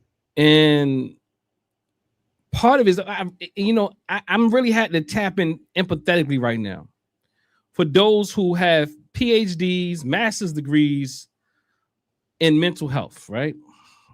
Just think about this. You are a professional. Let's switch the gears a bit. If I was playing a mechanic,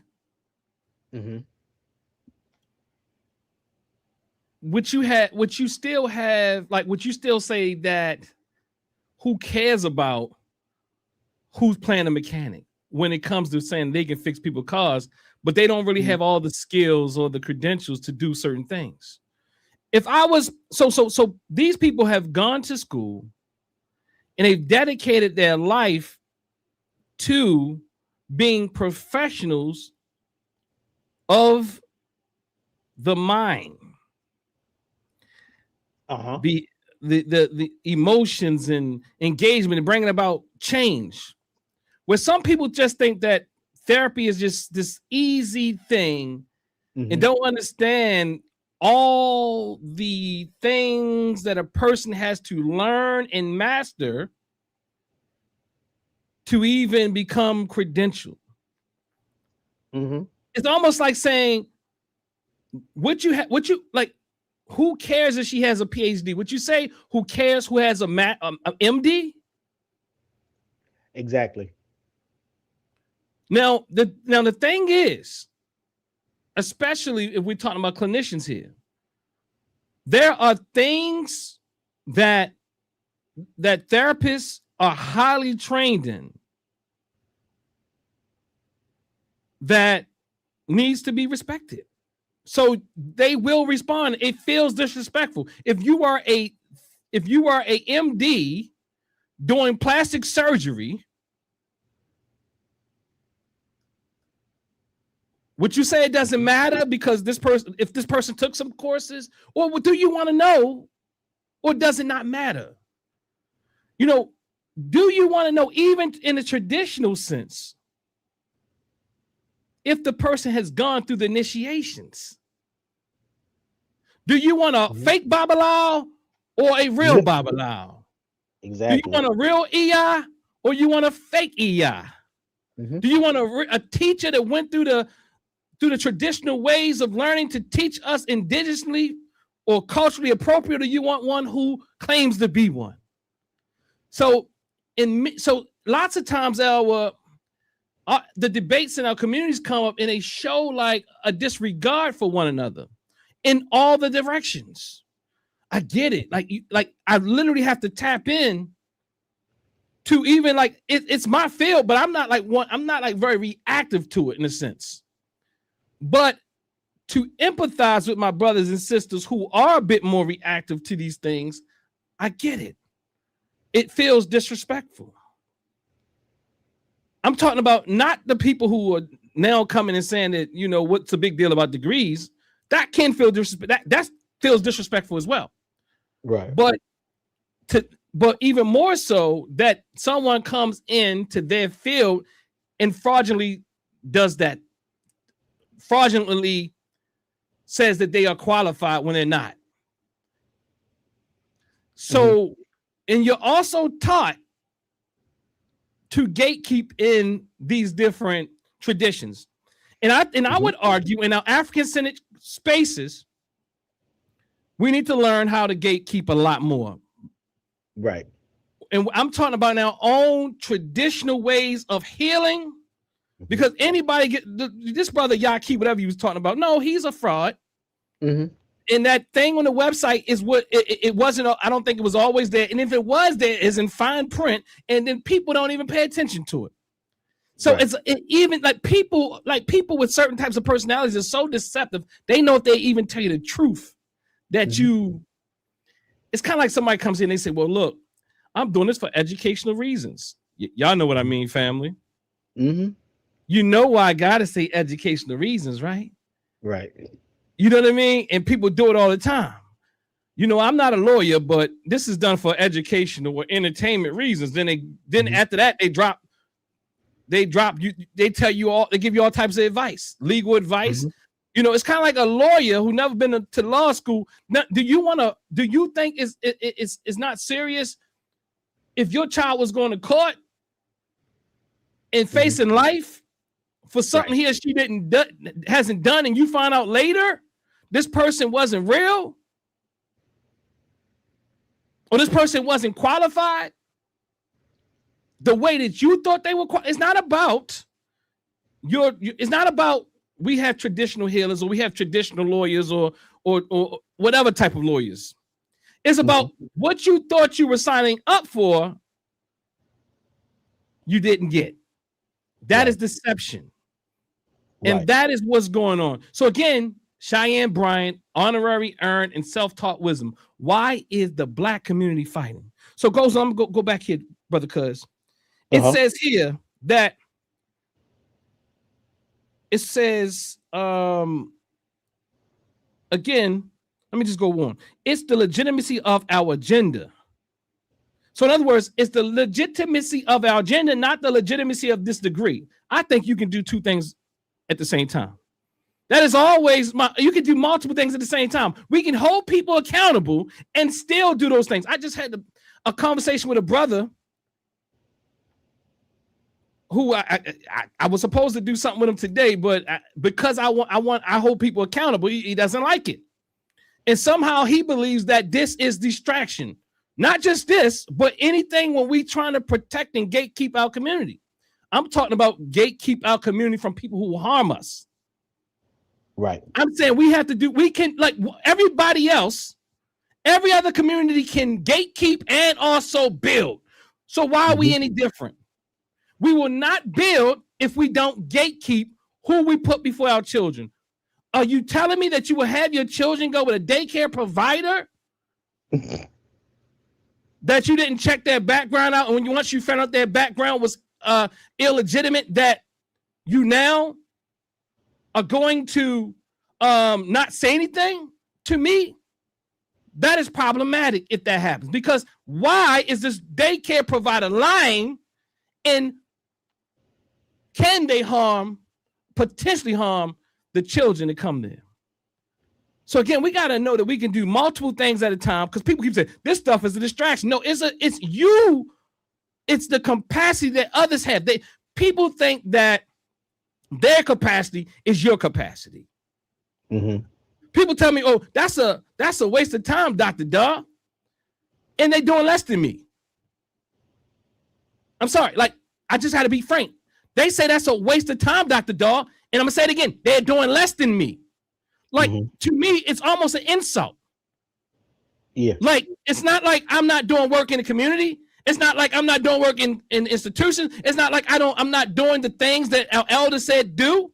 It's not like I'm not working with other organizations. It's not like I'm not doing all these different things. And I would argue that if I took the PhD away, take the damn PhD away. Take it away. Take it away. And I would take the PhD off my resume.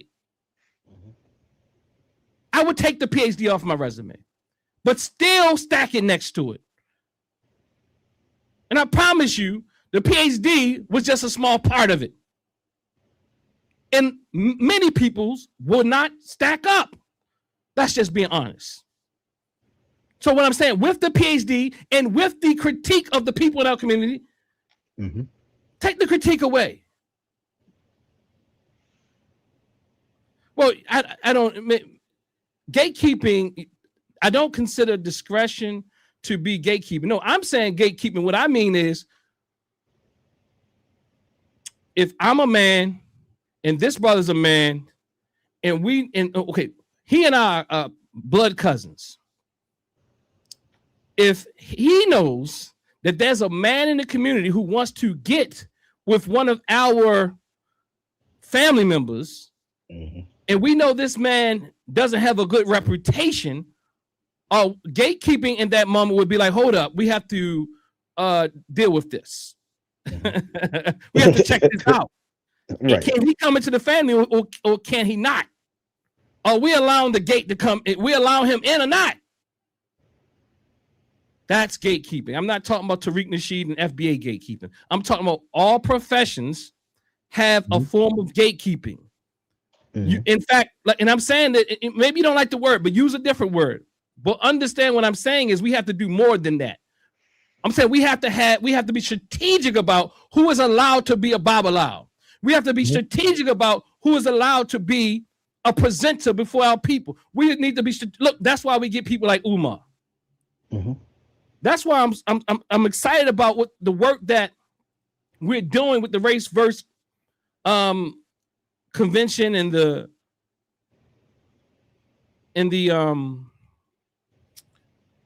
I forgot what the tag the material that we're combining, and part of that process is speaking to the need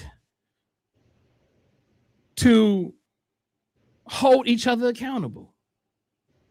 That no popularity is not enough. And that's where we fail. We feel so hurt when people we thought we our trauma plays on us, because people who we want to be like, whether not they're lying or not, I've seen it too many times.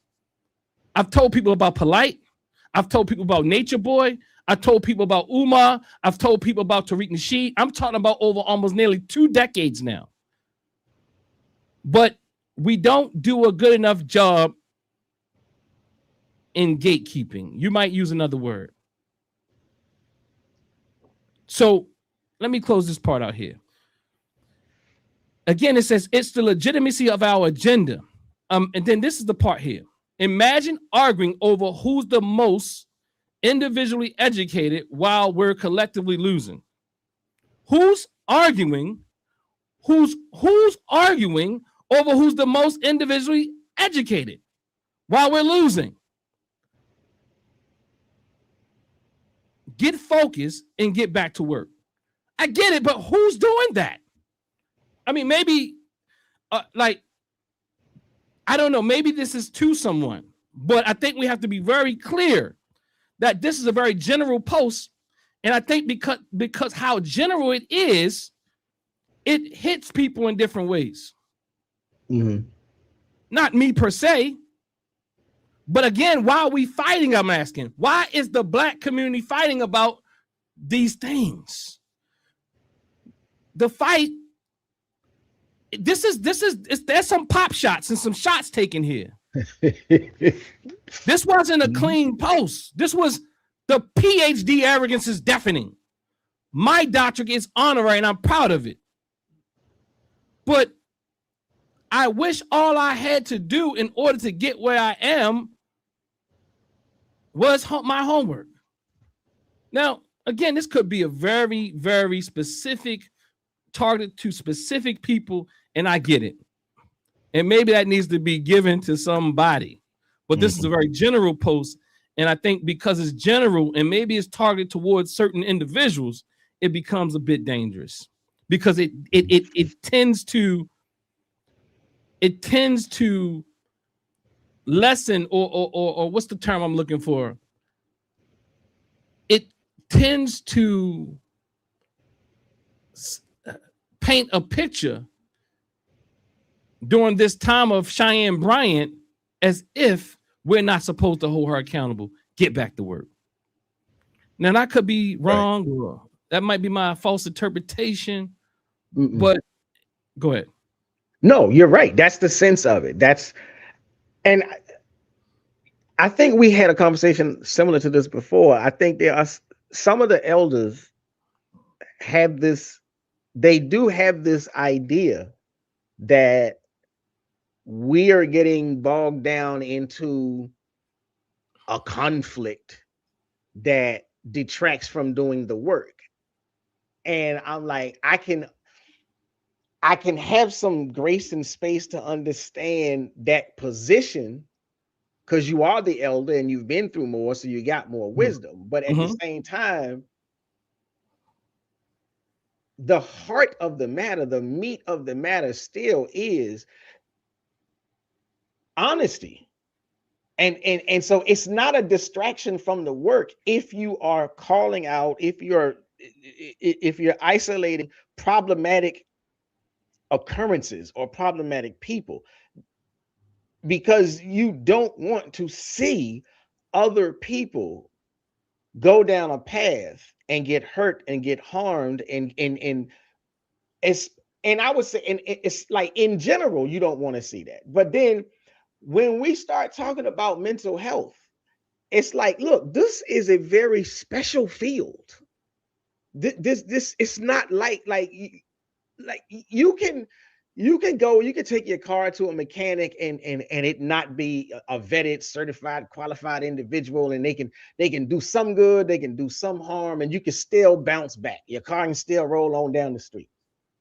You know, but you don't want to be loosey-goosey like that with your body, with your mind. You know, you want to make sure that you're, again, I don't like if you're trying to vet a dentist and you found out that the dentist, that the plaque on the wall is fake.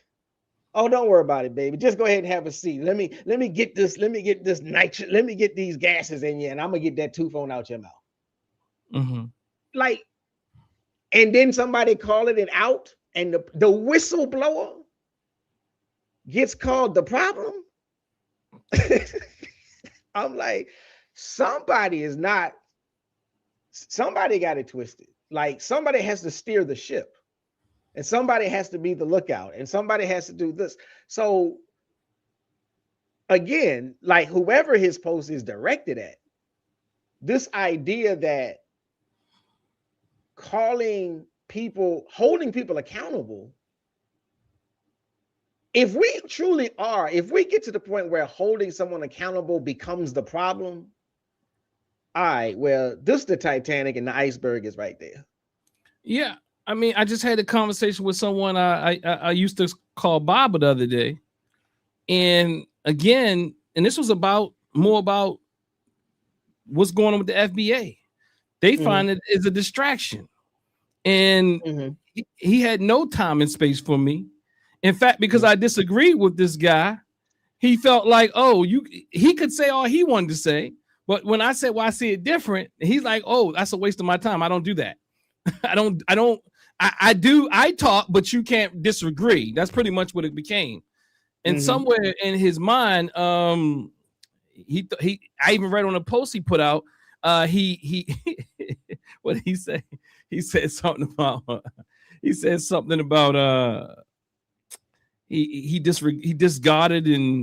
discarded and dismissed some nonsense.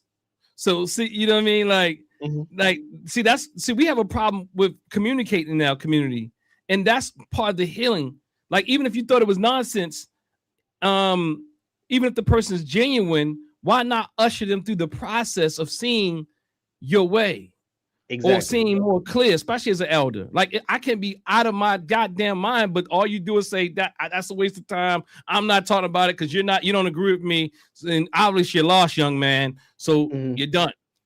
Bye. Next. I don't think Malcolm X would do this. I don't think, like, okay, bro, look, all the shots, all the shots. I got an entire show coming on that one pretty soon. But look, I want to bring this. So what I want to do, cause, I want to do a few more pieces on this particular post. Look over the run sheet, see if there's anything that we want to touch on. And if we got a little bit of time, we can open up the line. Is that good? Okay. Yeah, that's good. That's good. Okay, so I'm going to put this post up now. So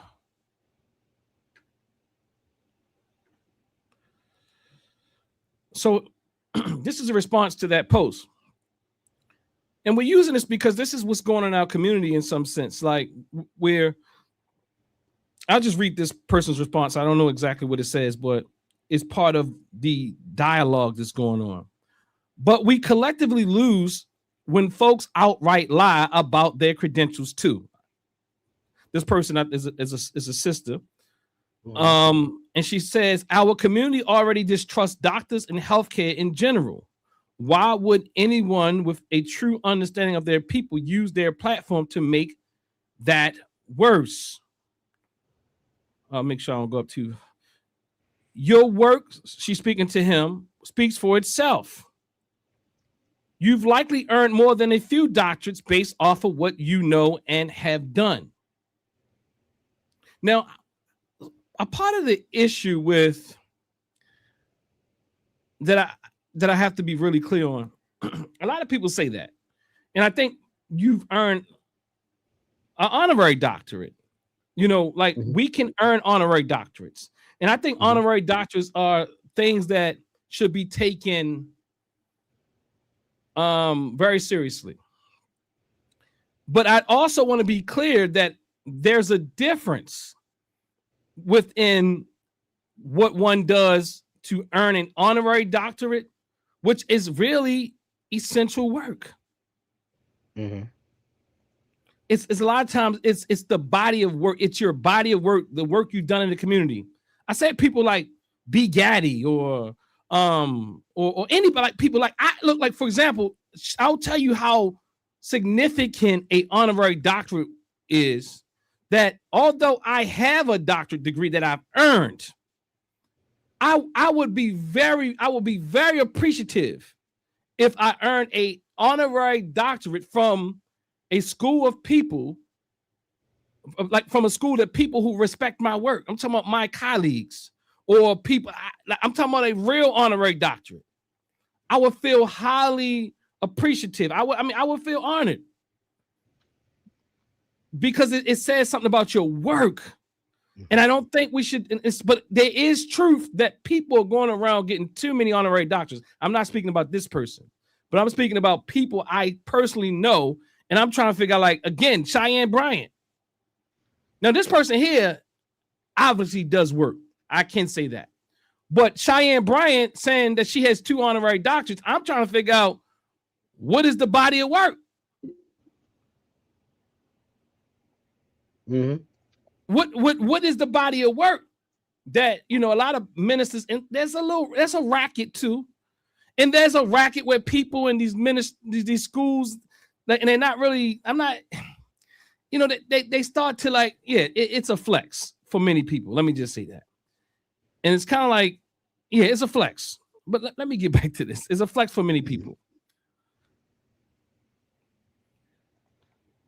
But again, as she says, your work speaks for itself. You've likely earned more than a few doctorates based off what you know and have done. Now, that's different than someone who's going through courses on all types of things. There's a difference between training and knowledge and understanding different things. It's a difference. It's a difference between adding to work, doing a dissertation. There's a difference.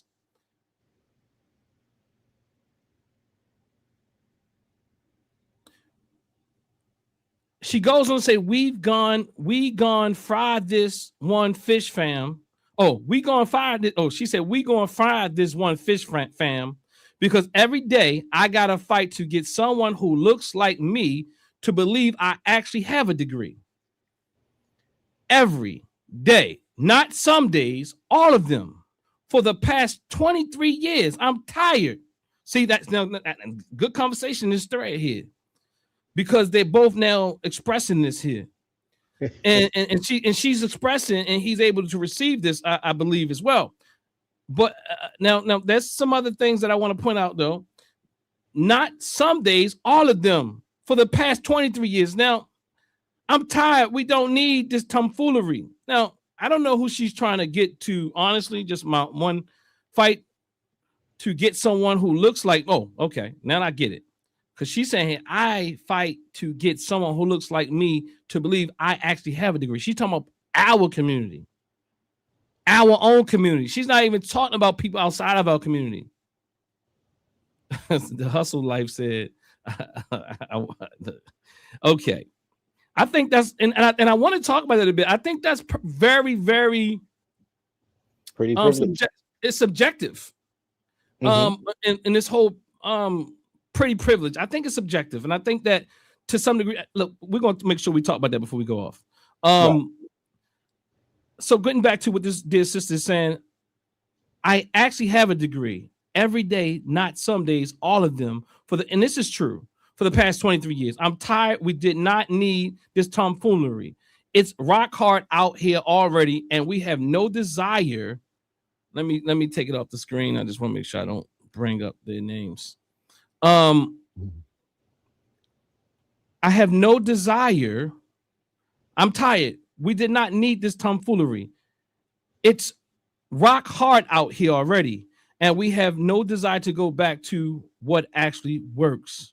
When we stayed to our own and taught our own and fed our own, we got to deal with our desire to be in proximity to others first, because I believe that's the first most That's most of our issue. Okay, so this sister is giving her thoughts about where the problem lies, and I'll read this one because I think this one here is pretty interesting. I'm trying to make sure I don't get their names in the screen. Okay, I'm going to read this, and then I'm just going to read it because I don't. It's hard to not get the person's name. It says, "I understand where you're coming from, but there are non-traditional." This is the person who wrote the initial post. Now, I understand where you're coming from, but they are okay. They're I'm sorry, I'm trying to get it here, but they are okay. They're yeah. I'm trying to read the way it's written. I'm not being funny. It's just not. It's not. He was typing fast. There are non-traditional healers out here that do great work and folk with all the credentials that have no business seeing patients. It boils down to credentials and ability. We have to look at a person's track record as well as their credentials. I'm not saying don't fry that fish, laughing out loud. There are a few in my lane that need frying. Just make sure we're not using the broad brush. That okay. What? I'm trying to figure out the broad brush though. Part. Again, this must be a response to something that he didn't mention. Right. Yeah, it's well, I would hope that it's a response to something that he didn't mention, because other than that, it still plays like a protection for the good Dr. Bryant. And again, even one statement that he made in there, he said this all comes down to credentials and ability. Yeah, both credentials and ability. Technically, he should have said this all comes down to ability. But can I add something? He's trying to swipe out the credentials part. Yes. It's there. He's contradicting himself.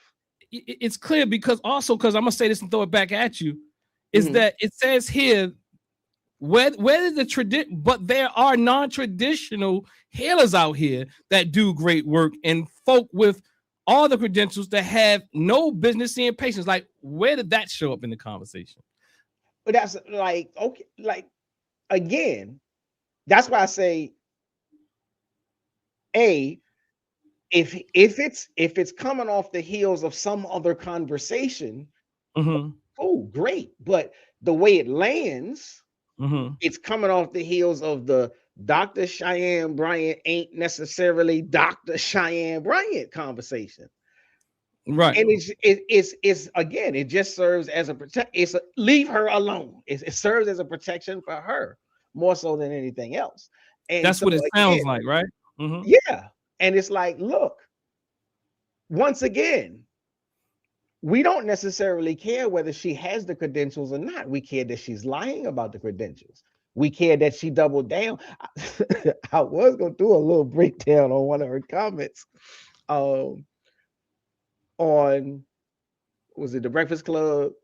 She said, she gave that explanation about the refund. Did you see that part? Did you hear that part? Oh, yeah, absolutely. Okay. So I'm just like, again, that type of double down, that type of defensiveness, I'm like, look, you can't defend that. You can't. That's not the broad brush. That's the plain as day, accurate bullseye target for something that's not right.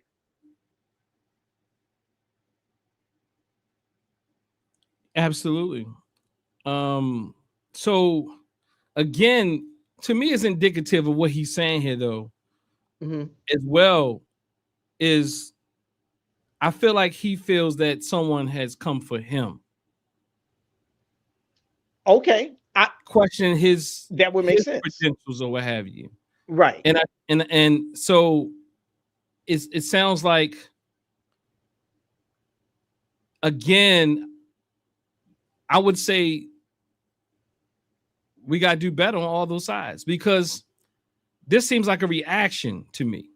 Mm-hmm. Although he's not like naming it that, I think it would be better done if he did name it that or focused it directly at the person. Because see, that's the problem I have in our community many times, because people say, "Oh, don't deal with it." We don't deal with things directly, and I'm sorry. If you're gonna be around, look, I'm just letting people know, if you're going to be around me, we're gonna deal with it directly, because I know that is what helps relationships stay. And if you can't deal with the directness or whatever, you ain't ready for a relationship. And I mean, I'll utilize my therapist skills a bit, but what I'm saying is, I know a little bit about relationships. And when you are indirect and you don't really talk to the person, but we do these general posts that's hitting everybody beside, and the person that you're intending it to hit, it don't just hit them. It's a shotgun. You didn't use a missile. You didn't use a rifle. Right. You know, you used a shotgun with the pellets and all, and it hit all types of people. And hence it starts to keep these wars going back and forth, because many people aren't going to be like reading this like I'm reading it and like, well, somebody obviously took some shot at him. Right. And he's reacting to that. So, but again, why is the black community fighting? Because he's taking shots here. So again, it says, I understand where you're coming from, but there are non-traditional healers out here that do great work and folk with all the credentials that have no business seeing patients. So it's this one-sidedness of this thing. So you're going all the way to like non-traditional healers is doing great work. I'm trying to figure out how that actually was a response to her response. Now, maybe you can help me out with that. I might be overlooking it. That part. That there's how do you insert non-traditional healers in this? Is he the non-traditional healer, or is like I don't think this person's a non-traditional healer. I could be wrong. Again, I'm not saying. Then I keep coming back to he's defending Bryant. Yeah, that's what I'm saying. But I don't think. But he's saying he's not. But I think it's very clear that. But he starts off saying this like so. It's like it's not clear. Let's just say that. And lots of times when we just got to deal with these things. As a community, we have to make space for each other. I'll make space for the dear Baba brother. I'll make space for, like, we have to make space because everybody's feeling hurt by this. And I feel like everybody's getting hit in the process, you know? And so then we're fighting, like we're literally talking about someone who is being deceptive to our community. Now we are fighting about degrees and non-degree people, because people with degrees are, it might not even have anything to do with the idea that people with the degree and the credentials and the licenses are calling this person out for being a fraud and also potentially problematic and harmful to the community. And now these type of posts come out, and the post that says that she's pretty much ordained by God and that she wrote a book. Now you told me to go write a book. Yeah, because she wrote a book, you know, and like that, because we don't have to worry about her lying because her book is healing people. We don't have to worry like why are we worried about what? No, we're worried about her lying to people and harming people. Again, it's not about one person doing one thing. The same thing I said about Tariq Nasheed a few weeks ago. People are claiming that Tariq Nasheed is bringing black people back together. Right. They're saying they're claiming that he's doing it under the auspices of God. Absolutely. But that's why I said her defenders like it is becoming it has the markings of the cultishness of it, the way that they're defending her. Because they, you know, again, the more you stray away from she lied, the more you turn it into something else. The more you do that, the more you deflect from what was actually going on, the more you are defending the cult of personality. You are participating in the cult of personality. And I'm like, you know, like I might would say, you know, this might be a section where I say something about she said, she tried to frame it as pretty punishment. No, yeah, she tried to frame it as pretty punishment. And I'm like, who framed it as pretty punishment? Cheyenne Bryant. Oh, really? Yeah, she literally said this is pretty punishment. You know, woo, go ahead, cuz. Oh.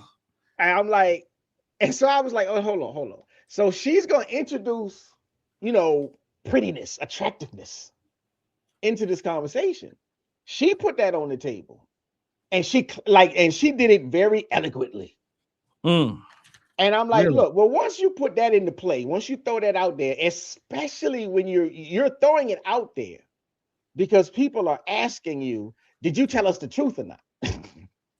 And so I'm like, well, look at the evidence.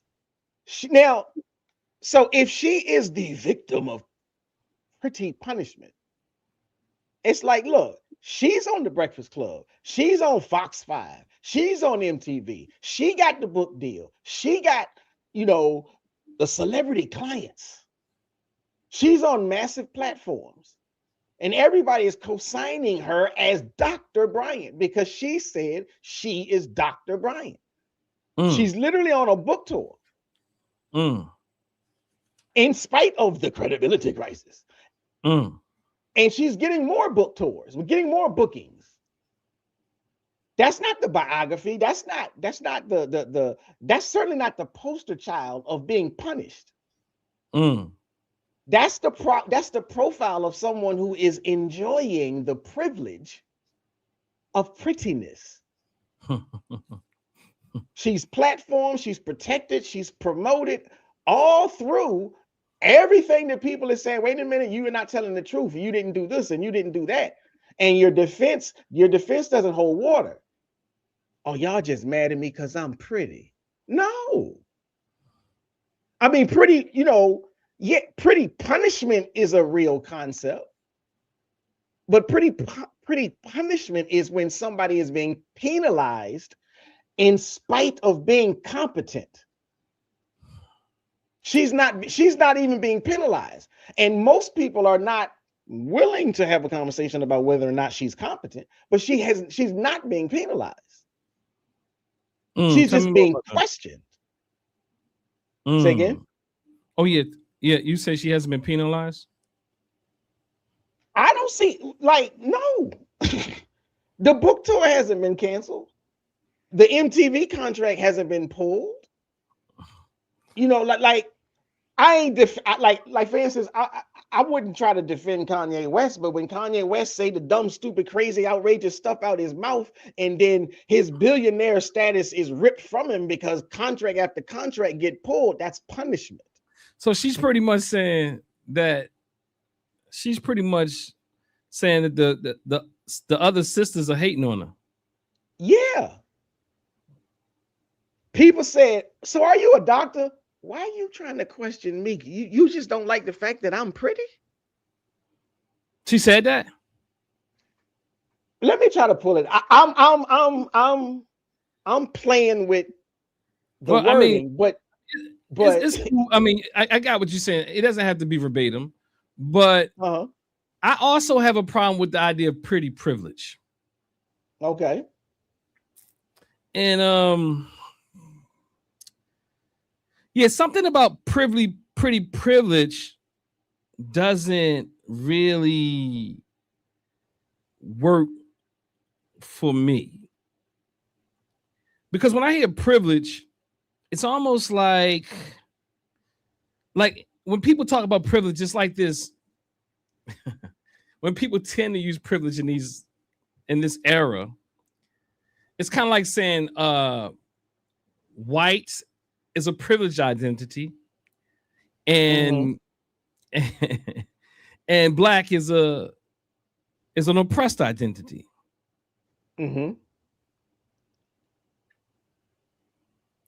It's kind of like saying because you are able-bodied, that's more of a privileged position, and because you have a disability, that's an oppressed identity. It's almost like saying, even I'm gonna keep this one the white and black. I mean the white woman and white male, because you are a white male, you are privileged, and because I'm a female, I'm oppressed. Now I have a problem with these simple categories in general, but these make a bit more sense to me. It's kind of like you at least can measure it. Like, I mean, so if she has pretty privilege, what does everybody else have?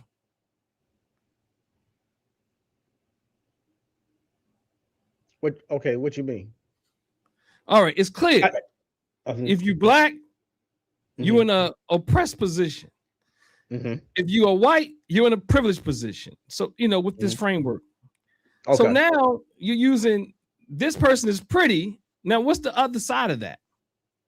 You know what the other side is.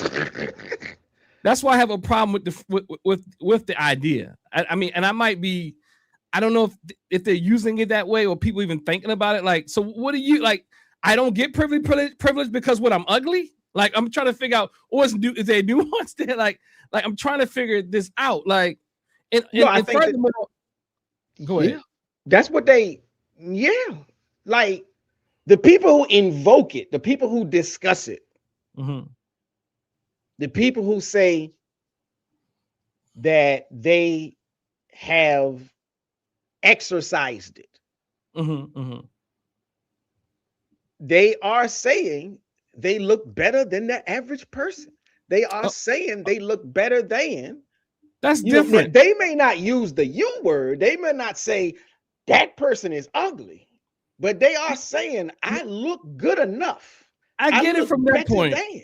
I get it from the person who believes that they are the pretty person. Okay. And they're narcissistic and they're whatever, all that type of thing. Conceited and all that type of thing, right? But I wouldn't like, for me, like, if I started saying that somebody else has handsome privilege, what would that say about me? Like, I'm just trying to figure, like, where do I fall there? Like I mean, I'm just not like, does that mean that I'm ugly? I'm trying to figure that one out. Am I buying into this idea of what's pretty and what's ugly? If you buy into it, yes.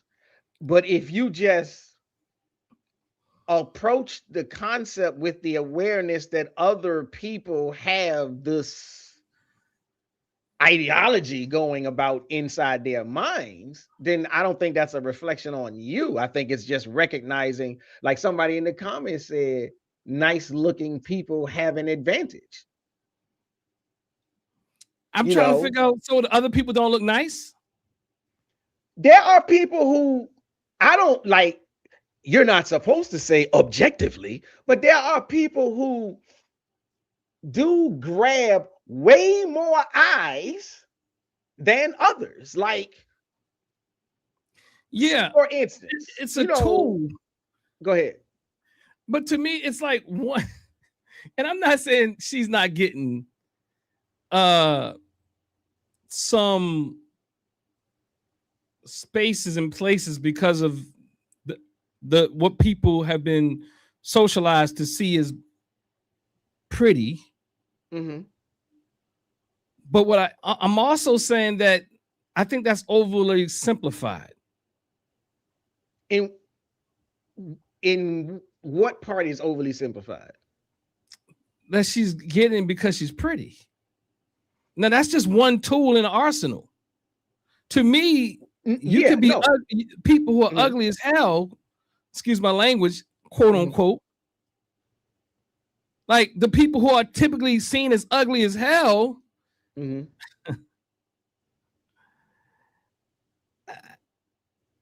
There's lots of tools. It's like this lady is skilled.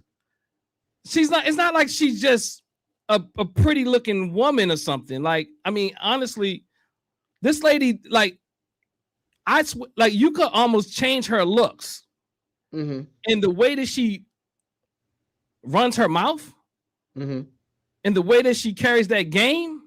I'm not saying that she has to become what people typically see as the worst looking person, but I'm saying if she went in people's minds, honestly, I'll be honest with you, I don't think she always looks that.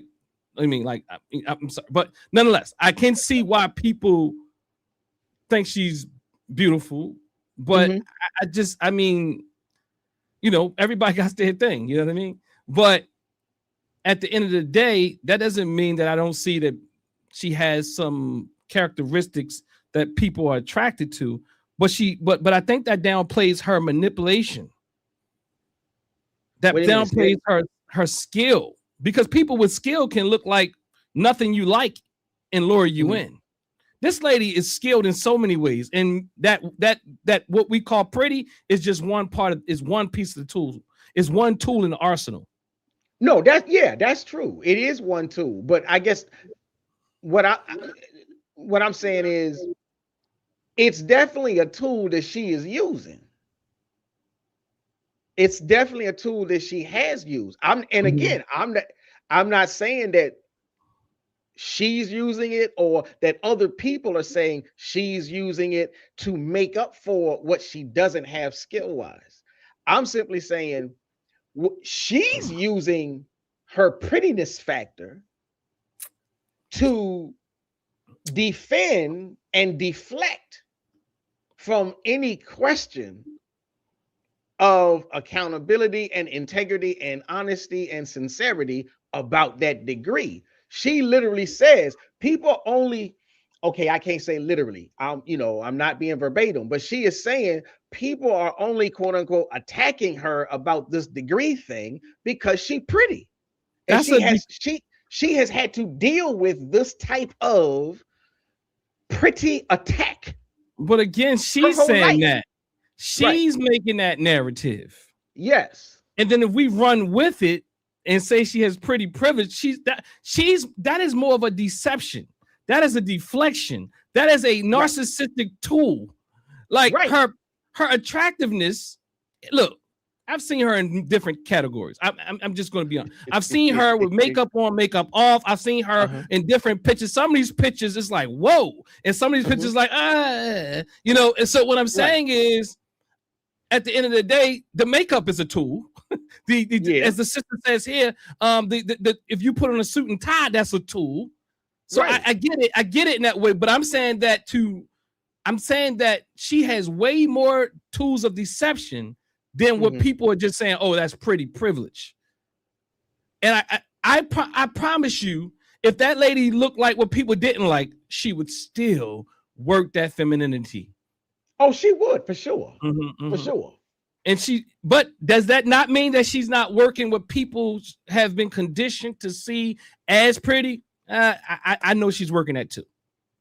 Yeah, but I mean, she openly admits it. But I think though you could look just like her and don't have the skills that she have, and none of what she's accomplished will be a thing. You can't just wake up being pretty and showing. You can't just wake up being quote unquote pretty and end up in these spaces. There's plenty of beautiful women out here. Like that drop dead will probably make her on the scale look like an 8. But or something like that, if you want to use these scales. But they don't have that skill set and that manipulation and deflection, the narcissistic traits that she says she has. to get her in the rooms and flim flam talk and all that. They don't have that. So they will still struggle. I know too many pretty women, like I even like that have no confidence. But this lady has confidence or false confidence and skill sets and a whole rack of tools of manipulation in her arsenal. I know so many women is so pretty, but they don't even think they're pretty. I'm talking about that will make her look like how we've been socialized, look like nothing. But somebody's even manipulated them to believe that they don't look like a thing. I mean, I work with sisters every day who really struggle with their looks, but and they don't use it that way, and they feel like people aren't even attracted to them. So it's, and I'm talking about gorgeous sisters. I'm talking about gorgeous sisters who don't think nobody like them. I'm talking about Cheyenne ain't got nothing touching. I'm talking about stereotypically gorgeous. I'm talking about you like so gorgeous that you like, I ain't walking up to that sister. That type of gorgeous. You like, oh. like you know, brothers be like, look, and I can tell, and sometimes they think it's, that they're not gorgeous, and sometimes the brothers get to take that shot. Right, I agree with you. But but I'm just saying, and I'm not saying that you're doing this proper Professor Shabazz. I'm saying that to me, even if she's saying it is a deflection. Exactly. And when other people saying it, I got a problem with it. I'm talking about just the idea, because I think when they're saying it, there's this socialized way of seeing pretty. So like, I mean, I get it, but it's kind of like saying somebody else is ugly. I mean, I just, I don't know. I'm just, I might be doing a little bit too much African-centered work here, but nonetheless, I think though it's also to reduce it to just her looks is an error. That's true. Again, like, no, what I'm saying is she is using it. She's the one that used it when they pressed her about do you or do you not have the degree. When they pressed her, and why not just stop using the word doctor, since there's all this controversy around whether or not you have it. Her response is, she said, I've learned that there's pretty punishment. And I didn't really understand that term until I got into my field.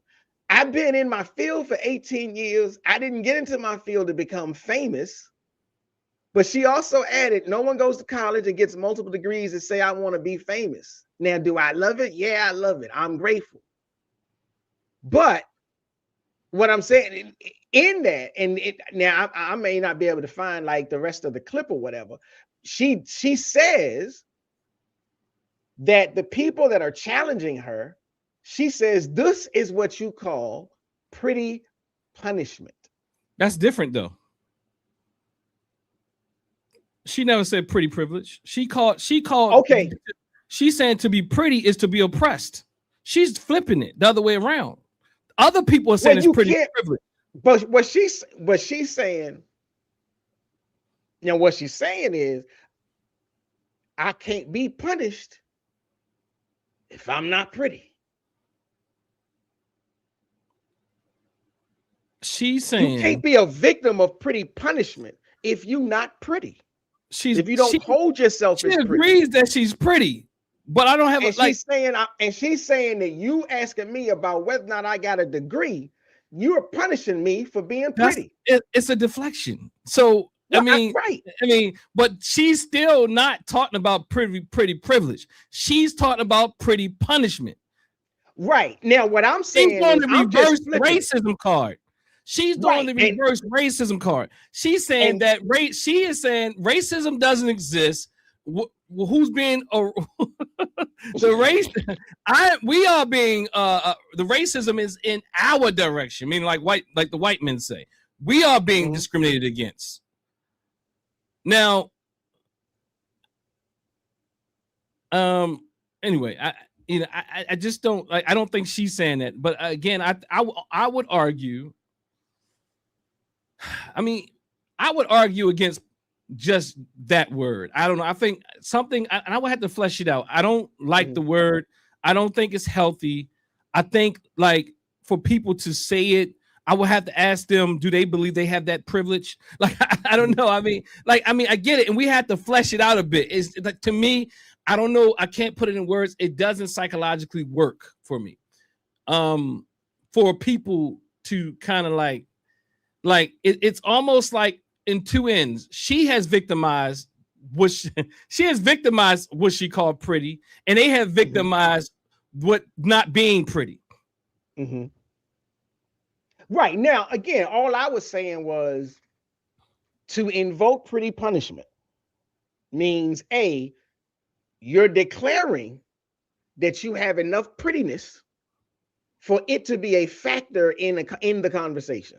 You have enough. And what I was saying, and what I'm saying is, if anything is true, you are an exerciser of pretty privilege more so than you are a victim or a receiver of pretty punishment.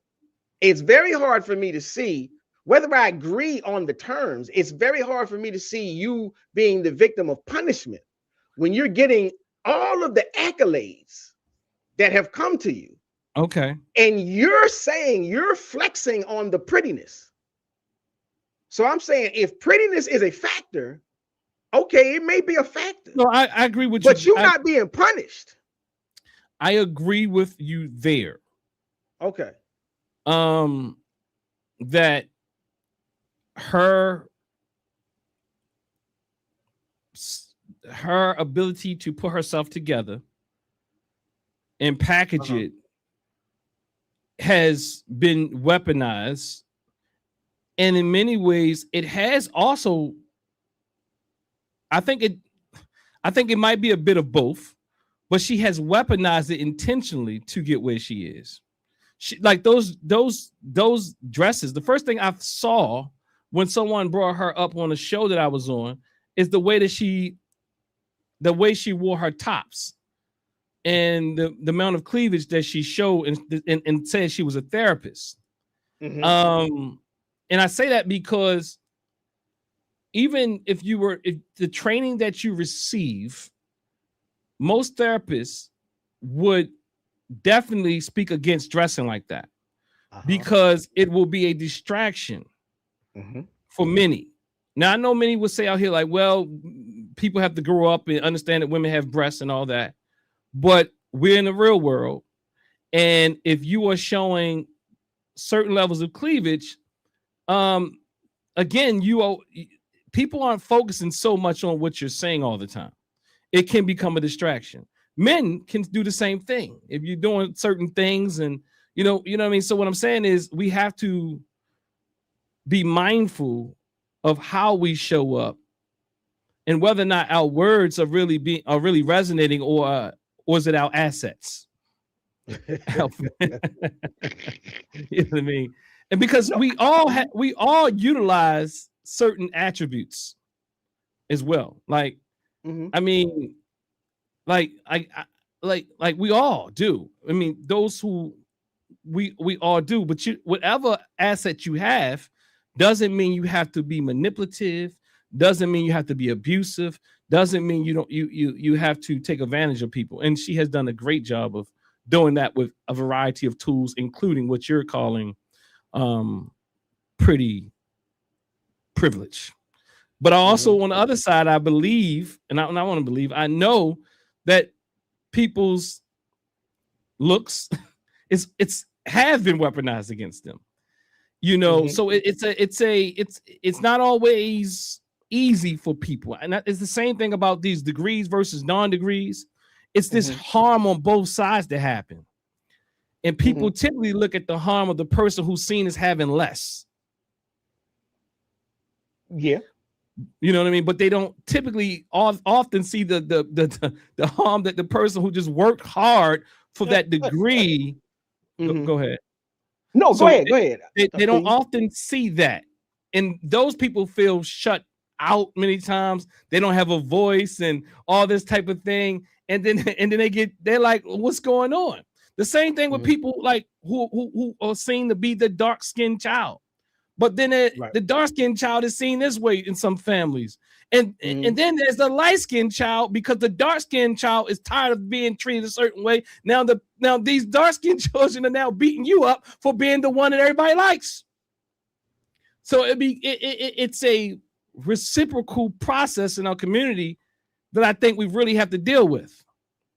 I remember, honestly, now, y'all, I have a bald head now. Now, you know how I looked when I was younger, right? You know, I remember a little bit, yeah. Okay, my hair was a bit like, you had like wavy curly hair, didn't you? Real curly hair. Yeah, real curly hair, right? You can see a little bit in my beard, but a lot of people found that to be attractive, right? And there would be people that would target me because certain people were conditioned to like that. So I'm saying is, like, we have to talk about the realness on all the sides. There's people who are, I mean, it's a lot of stuff we have to talk about in our community with openness. And to act like a lot of these things aren't happening is problematic. The person with the PhD can't talk because you then sold out to the white man.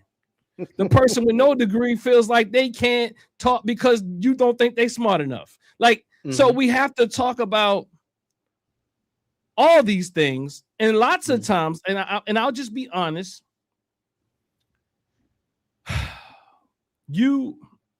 I'll just give you my experience.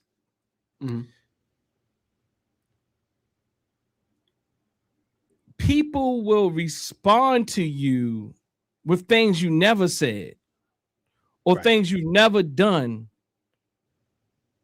due to your title many times. Because now they already, because you have this DR or these letters behind your name, they've already built up this thought inside of them that you think you know every damn thing. Yes, they do. And the reality is, again, most people with a PhD, from what they know very little. Right.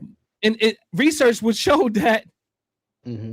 Research would show that most people with PhDs underestimate their knowledge base, and people, the less knowledge you have, for sure, you overestimate it. And I think that tends to be where wars come in. And I think another way the wars come in is that people, when we go to these institutions, sometimes they train you in certain ways, and you might be like, that's not true. And they're like, what? You know, so it's like this mix match in how you deal with truth, facts, reality, and so what you take as not so much of a slight, somebody else might. Because you've been sitting in classes and you've been hashing these things out. Like, no, brother, I think you need a source there. But look, you know what I mean? It's like, well, you say that to somebody who ain't used to that, it's like, what? God told me this. Like, so it's like, it's like a whole thing. And so we be misunderstanding each other lots of times. Now, getting back to the not to get off the point again is about, why is the Black community fighting?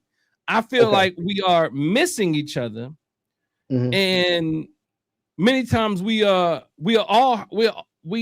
a collective are hurt in different ways, and we can't see the hurt and pain in the different directions. We can't understand, like, when you walk around with your doctor's free, why nobody don't want to talk to you no more? Why nobody, like, you didn't went to school for and became a nurse practitioner, and they calling everybody but you about the code, like about the illness. And you're like, what's going on? They talking to Dr. Yaki. They talking to what's his name? Like it's kind of like, you know, so that element is there too. You like, hold up, that's not real. And we gotta get to a point where we know that some of this stuff is not real, but it's still hard work. And that's why I guess I get back to this point, and I'm gonna land my plane. Is that in this post, the dear Baba brought out this thing that we have, I think out of nowhere, unless I'm just missing the point. But I'm gonna just read these two because I just kind of gotta know, like I must be missing something. The sister said, but we collectively lose when folks outright lie about their credentials too. Our community already distrusts doctors and healthcare in general. Why would anyone with a true understanding of their people use their platform to make that worse? Your work speaks for itself, talking to the Bible. You've likely earned more than a few doctorates based off what you know and have done. We gonna fry this one fish, fam, because every day, this is what the sister's saying, I gotta fight to get someone who looks like me to believe I actually have a degree. In other words, not even have a degree, probably what she's saying is respect my expertise every day, not some days, all of them. For the past 23 years, I'm tired. We did not need this tomfoolery. It's rock hard out here already, and we have no desire to go back to what actually works. When we stayed to our own and taught our own and fed our own, we got to deal with our desire to be in proximity to others first, because I believe that's the most of the issue. And then the response was, I understand where you're coming from, but there are non-traditional healers out here that do great work and folk with all the credentials that have no business seeing patients. I'm trying to figure out that part. Like, I'm trying to figure out why was that response? Like, I think I might be missing it. Again, all I can see is if he talking about somebody else, again, he could very well be talking about somebody else. I just don't think there's no way it's clear enough to understand who else he's talking about. So I just can't help but say this is still about the good doctor. This is still about is it important to have a PhD or not? Is it important to have the credential or not? Is it important to have those skill sets stamped by the institutions? You know what I think, cuz my read is on this. I thank you for that. My read on this is that this person is saying you want people to respect your degrees, but because that's what she was saying. But there are non-traditional healers out here that do great work and folk with all the credentials in the world, with all the credentials that have no business seeing patients.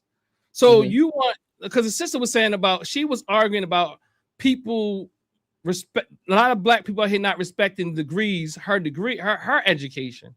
And I guess what he is saying, that there's non-traditional healers who aren't being respected. But at the same time, the way it comes off still, and I'm gonna tell you the difference, it becomes this thing that, but there are non-traditional healers out here that get great work, that do great work, and folk with all the credentials in the world that have no business seeing patients. Like, so it's like this, like, but I think it's both. Like, there are people out here, like I said earlier, I don't think Umar should see people ever. But I also would say, I think that, to be honest, we have to also say there's non-traditional people that should never see nobody, and it is not, and we need to do better work in regulating these non-traditional approaches, because there's too many out here hurting our people. And I'll just turn it back over to you, because I'm if anybody wants to come in, and I'll turn it over to let you land your plane. And if anybody wants to come in and chit chat with me and Professor Shabazz, we're open to that. The link is in the chat. I would say maybe I'll say a couple of things. I'm gonna say, to some extent, the back and forth there with him and her or whatever, there's still a little bit of the either or versus the both and in there. Yeah. Yes, there are people with credentials that do good work. There are people without credentials that do good work. There are people with credentials that do bad work. There are people without credentials that do bad work. You got both on both sides of the coin. So again, now I don't know why. I don't necessarily know why their exchange is kind of sort of maybe missing each other in that respect, but there could just be more that went on before that conversation went public on Facebook or whatever. But I'll say, like, clearly, like, we as a community, we as a group of an ethnicity of Africans or whatever, we have a complicated and legitimate historical relationship with suspicion, with paranoia, especially with institutions and institutional credentials. And there's institutions that have hurt us, there's institutions that have helped us.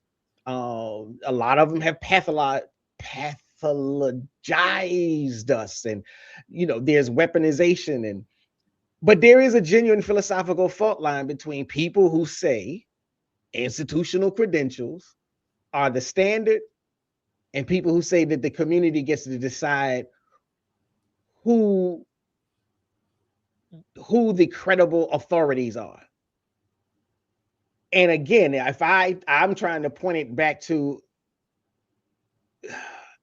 Dr. Bryant and the situation that she caused or created, or the spotlight that has been shown onto her.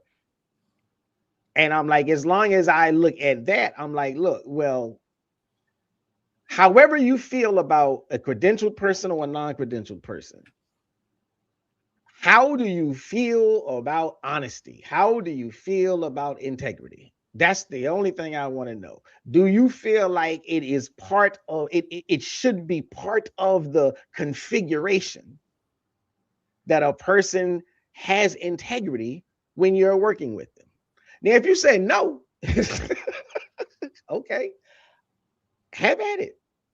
Go do you. I just can't roll. I can't roll with that. I can't. I'm like, I need some level of integrity in the situation. Right. I mean, and I agree with you there, because, and I'm going back to this, I guess, what's his name? Wahoo HP is still on the gatekeeping. And I just want to show, like, when we see this, to me, what Wahoo is doing is part of the problem. Okay. And I think, see, that becomes that dichotomous way of looking at things. And I think this haunts our community. And so what Wahoo says is gatekeeping is a form of punishment implemented by the privileged. So I am arguing that we need to do our own gatekeeping in our own community, and whether or not who we allow in. And gatekeeping in and of itself is not necessarily a bad thing. It can be a bad thing. So I pasted in here just a legitimate and formal gatekeeping. This ensures that practitioners are competent, ethical, and qualified to protect the public. This is from Walton Licensure and Certification, requiring exams, supervised hours or degrees, passing bar exam for law, obtaining continuing education, mandating ongoing training to keep skills sharp, up to date, ethics board, that type of thing. Enforcing codes of conduct to protect clients and malpractice. These are things we need in our own systems, whether they're indigenous or not. And then here it says unfair. See, that's a form of gatekeeping. And then there's unfair gatekeeping. So again, we don't have to look at, as Professor Shabazz is speaking about, lots of times we get caught up in this dichotomized way of looking at things. All or nothing, black and white. this against that type of way of looking at things. But we have to understand that everything and every tool can be used as a weapon or used in a fair manner. So again, unfair and informal gatekeeping, unfair and informal gatekeeping, this limits competition, slows diversity, blocks upward mobility by creating unnecessary obstacles. That's the source right there. Requiring specific degrees or years of experience for entry-level roles that do not actually demand them, inadvertently shutting out career shifters, unpaid internships, making it so only individuals with financial support can afford to gain entry-level experience required break into the field. So all that. And the problem is this. So sometimes we go, and I say we overcorrect. And the thing is this. See, we when we've been hurt by a thing, we think that we need to just don't do a thing. Oh, they gatekeep. They were practicing gatekeeping against us, so we're not going to gatekeep. Well, they use traditional medicine, and so and they did this against us, so we're not going to do that at all. So we go too far. In my Ngea theory, it's called overcorrection. We continue to overcorrect. Just because someone has weaponized a thing against you doesn't mean there is not an ethical way and need for it in our community. So that's why we get we get turned off by the churches that have abused us. We get turned off by how the white man has abused us. We get turned off by all these things, and then we say, well, we don't need no leaders because somebody is oppressing us. We don't need to go to school because they utilize education against us. Like, well, create your own schools, create your own things, and I promise you that you would still have to put in some code of conduct. There will still have to be something that you pass. You cannot become an EI. You cannot become a Baba Lao. You cannot become a Baba in our communities. You cannot become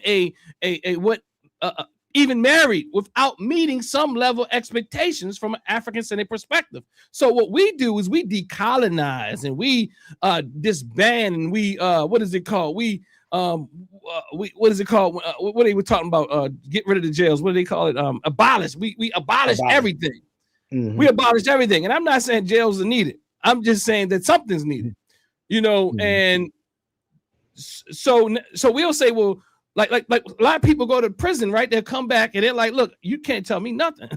Because they're like, look, I'm tired of people telling me rules, and they struggle when they get to jobs lots of times. And it's like because they're tired of someone who misused them. What I'm saying is, and that person could be really honest, and sometimes not honest, or vice versa.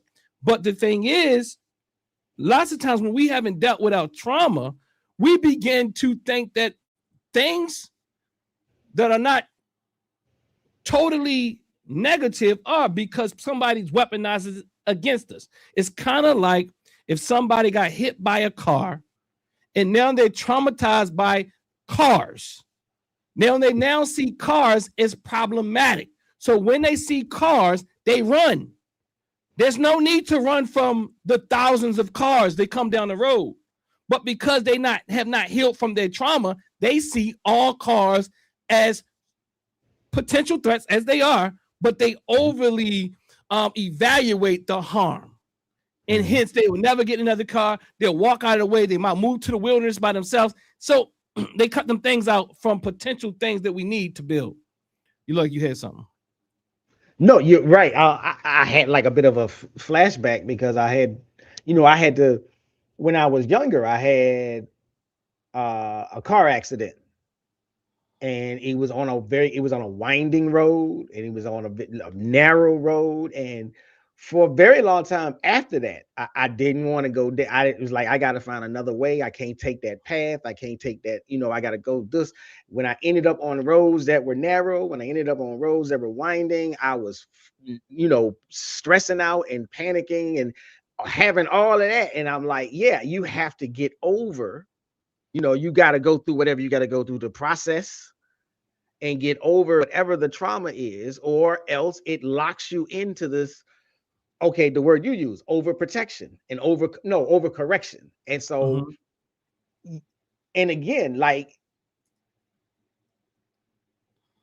I think one of the things I said earlier is, you know, we have the Black community itself, you know, we have a good reason for being distrustful, but we can't let the distrust run everything.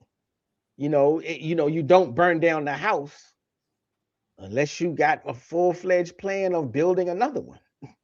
You don't just burn it down because it's a bad house. You know, you might have to camp out in that house a little bit while you build the next one.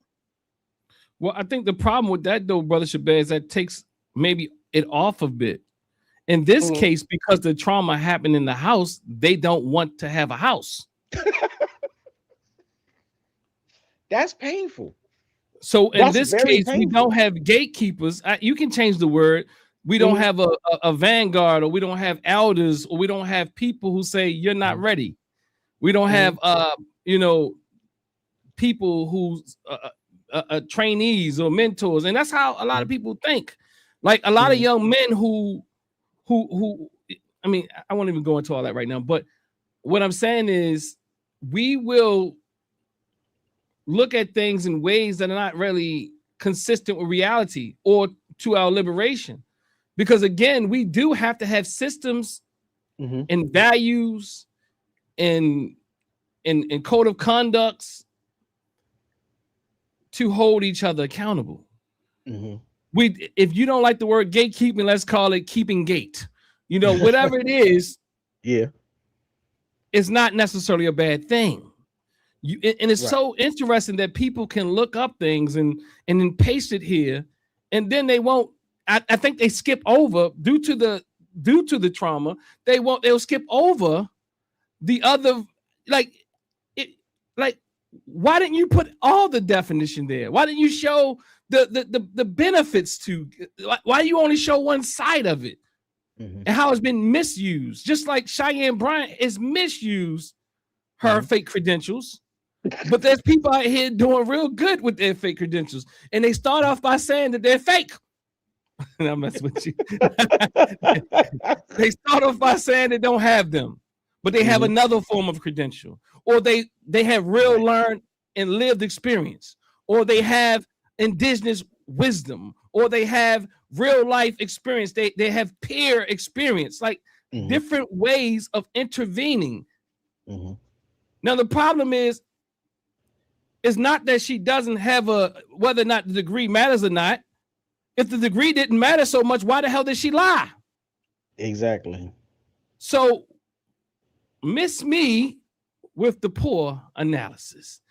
Brother Shabazz, I'm gonna let you close out and we're gonna get up out of here. Okay. Because nobody's coming in.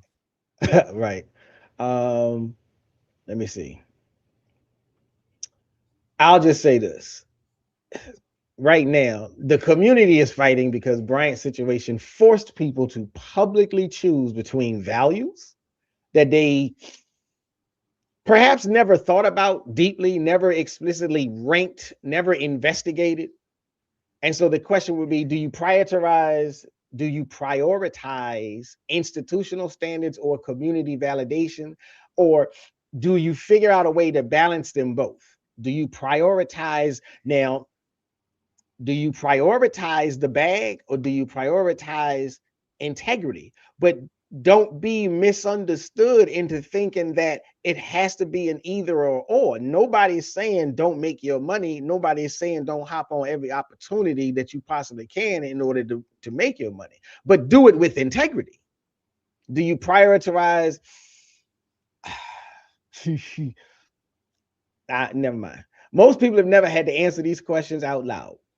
And I think Dr. Bryant's situation on Front Street, on camera, on social media, if there's a silver lining, and the silver lining is, look, there are standards that we all need to at least contemplate.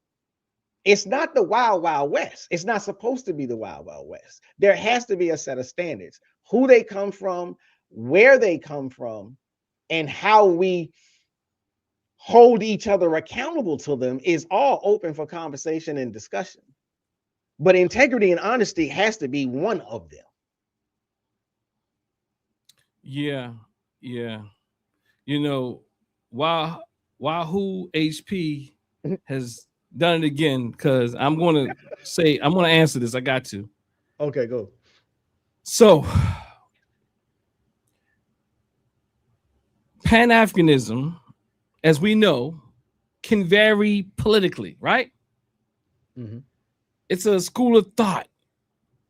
It's an ideology.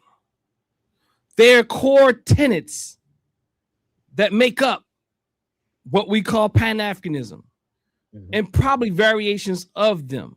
But there are core tenets that most of us have to at least identify with, agree on, or something like that to be considered a Pan-Africanist. So one, is it exclusive? Well, perhaps I would ask the question, do you think that a white supremacist can be a Pan-Africanist? If we're inclusive, do you believe that that Pan-Africanism is totally inclusive? That white supremacy, you can be a white supremacist and also a Pan-Africanist. Pan-Africanists typically work around shared identity, recognizing that, and there's some ideas, shared identity, recognizing that all African people, both on the continent and throughout the global diaspora, constitute a single extended family.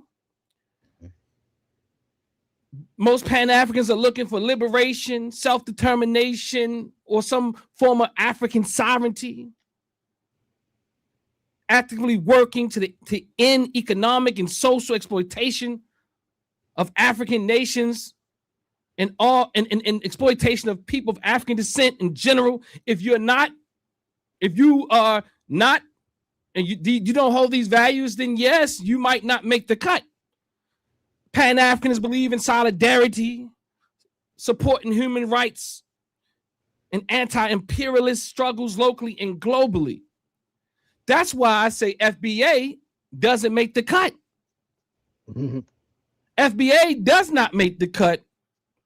If you espouse the Tariq Nasheed version of Pan-Africanism, you don't make the cut because you're ideologically at odds. So the question is Pan-Africanism inclusive of everything or exclusive?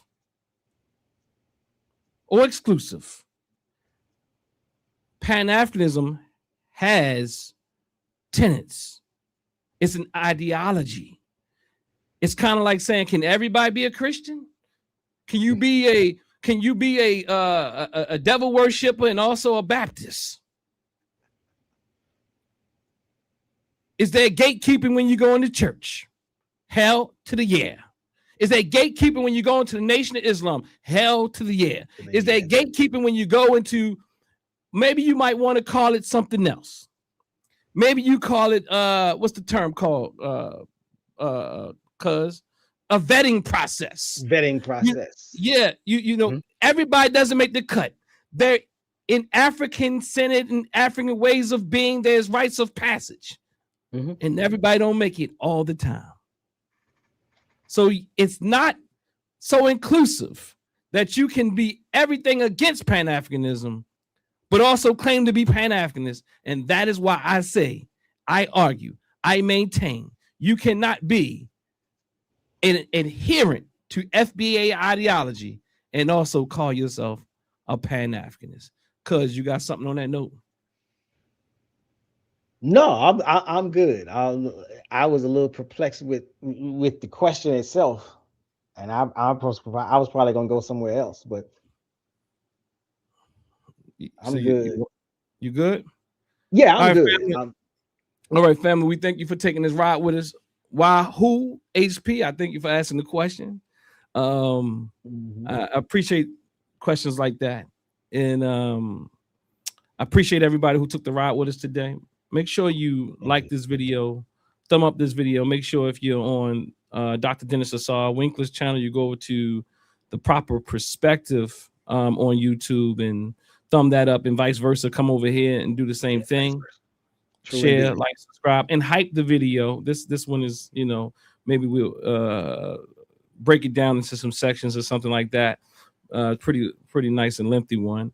But it looked like your eyes went up in here. But nonetheless, make sure y'all like, share, and subscribe, family.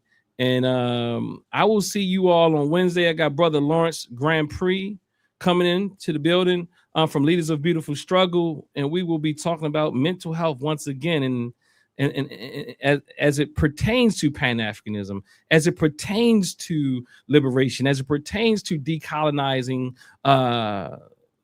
that system, that government. So as much as we holding this system accountable, we must hold the goddamn major system that's creating these ill versions of us accountable. And with no further ado, I'll say peace and power. When you claim your Africanness, you're going to get your mind back. If a generalized black woman is doing this and being this, that is that is irresponsible. No, when you claim your Africanness, you're going to get your mind back. Showing me, you know, black and proud. Claim your Africanness, black and proud. I think that if when you claim your Africanness, you're going to get your mind back. a page, what is the status of people who have FBA? But when you claim your Africanness, you're going to get your mind back. That's why I was laughing, because I am claim your Africanness. I'm not saying the framework doesn't do a thing, but become a part of it. We've been embrace forward it. to black men Become a being the part of it. masters, being Embrace in it. control. We Become a part of it. Only Embrace it. That those one of the Become a best part stories I've of ever heard. Embrace it. When you claim your have Africanness, you're mastered going to get your mind that back. mental growth takes Black place. and You've proud. been Claim misled your by Africanness. leadership, Black for and instance, proud. that I'm think telling you can consume. When you claim your Africanness, you're going to get your mind back. Black and proud. Claim your Africanness. Black and proud. I'm telling you,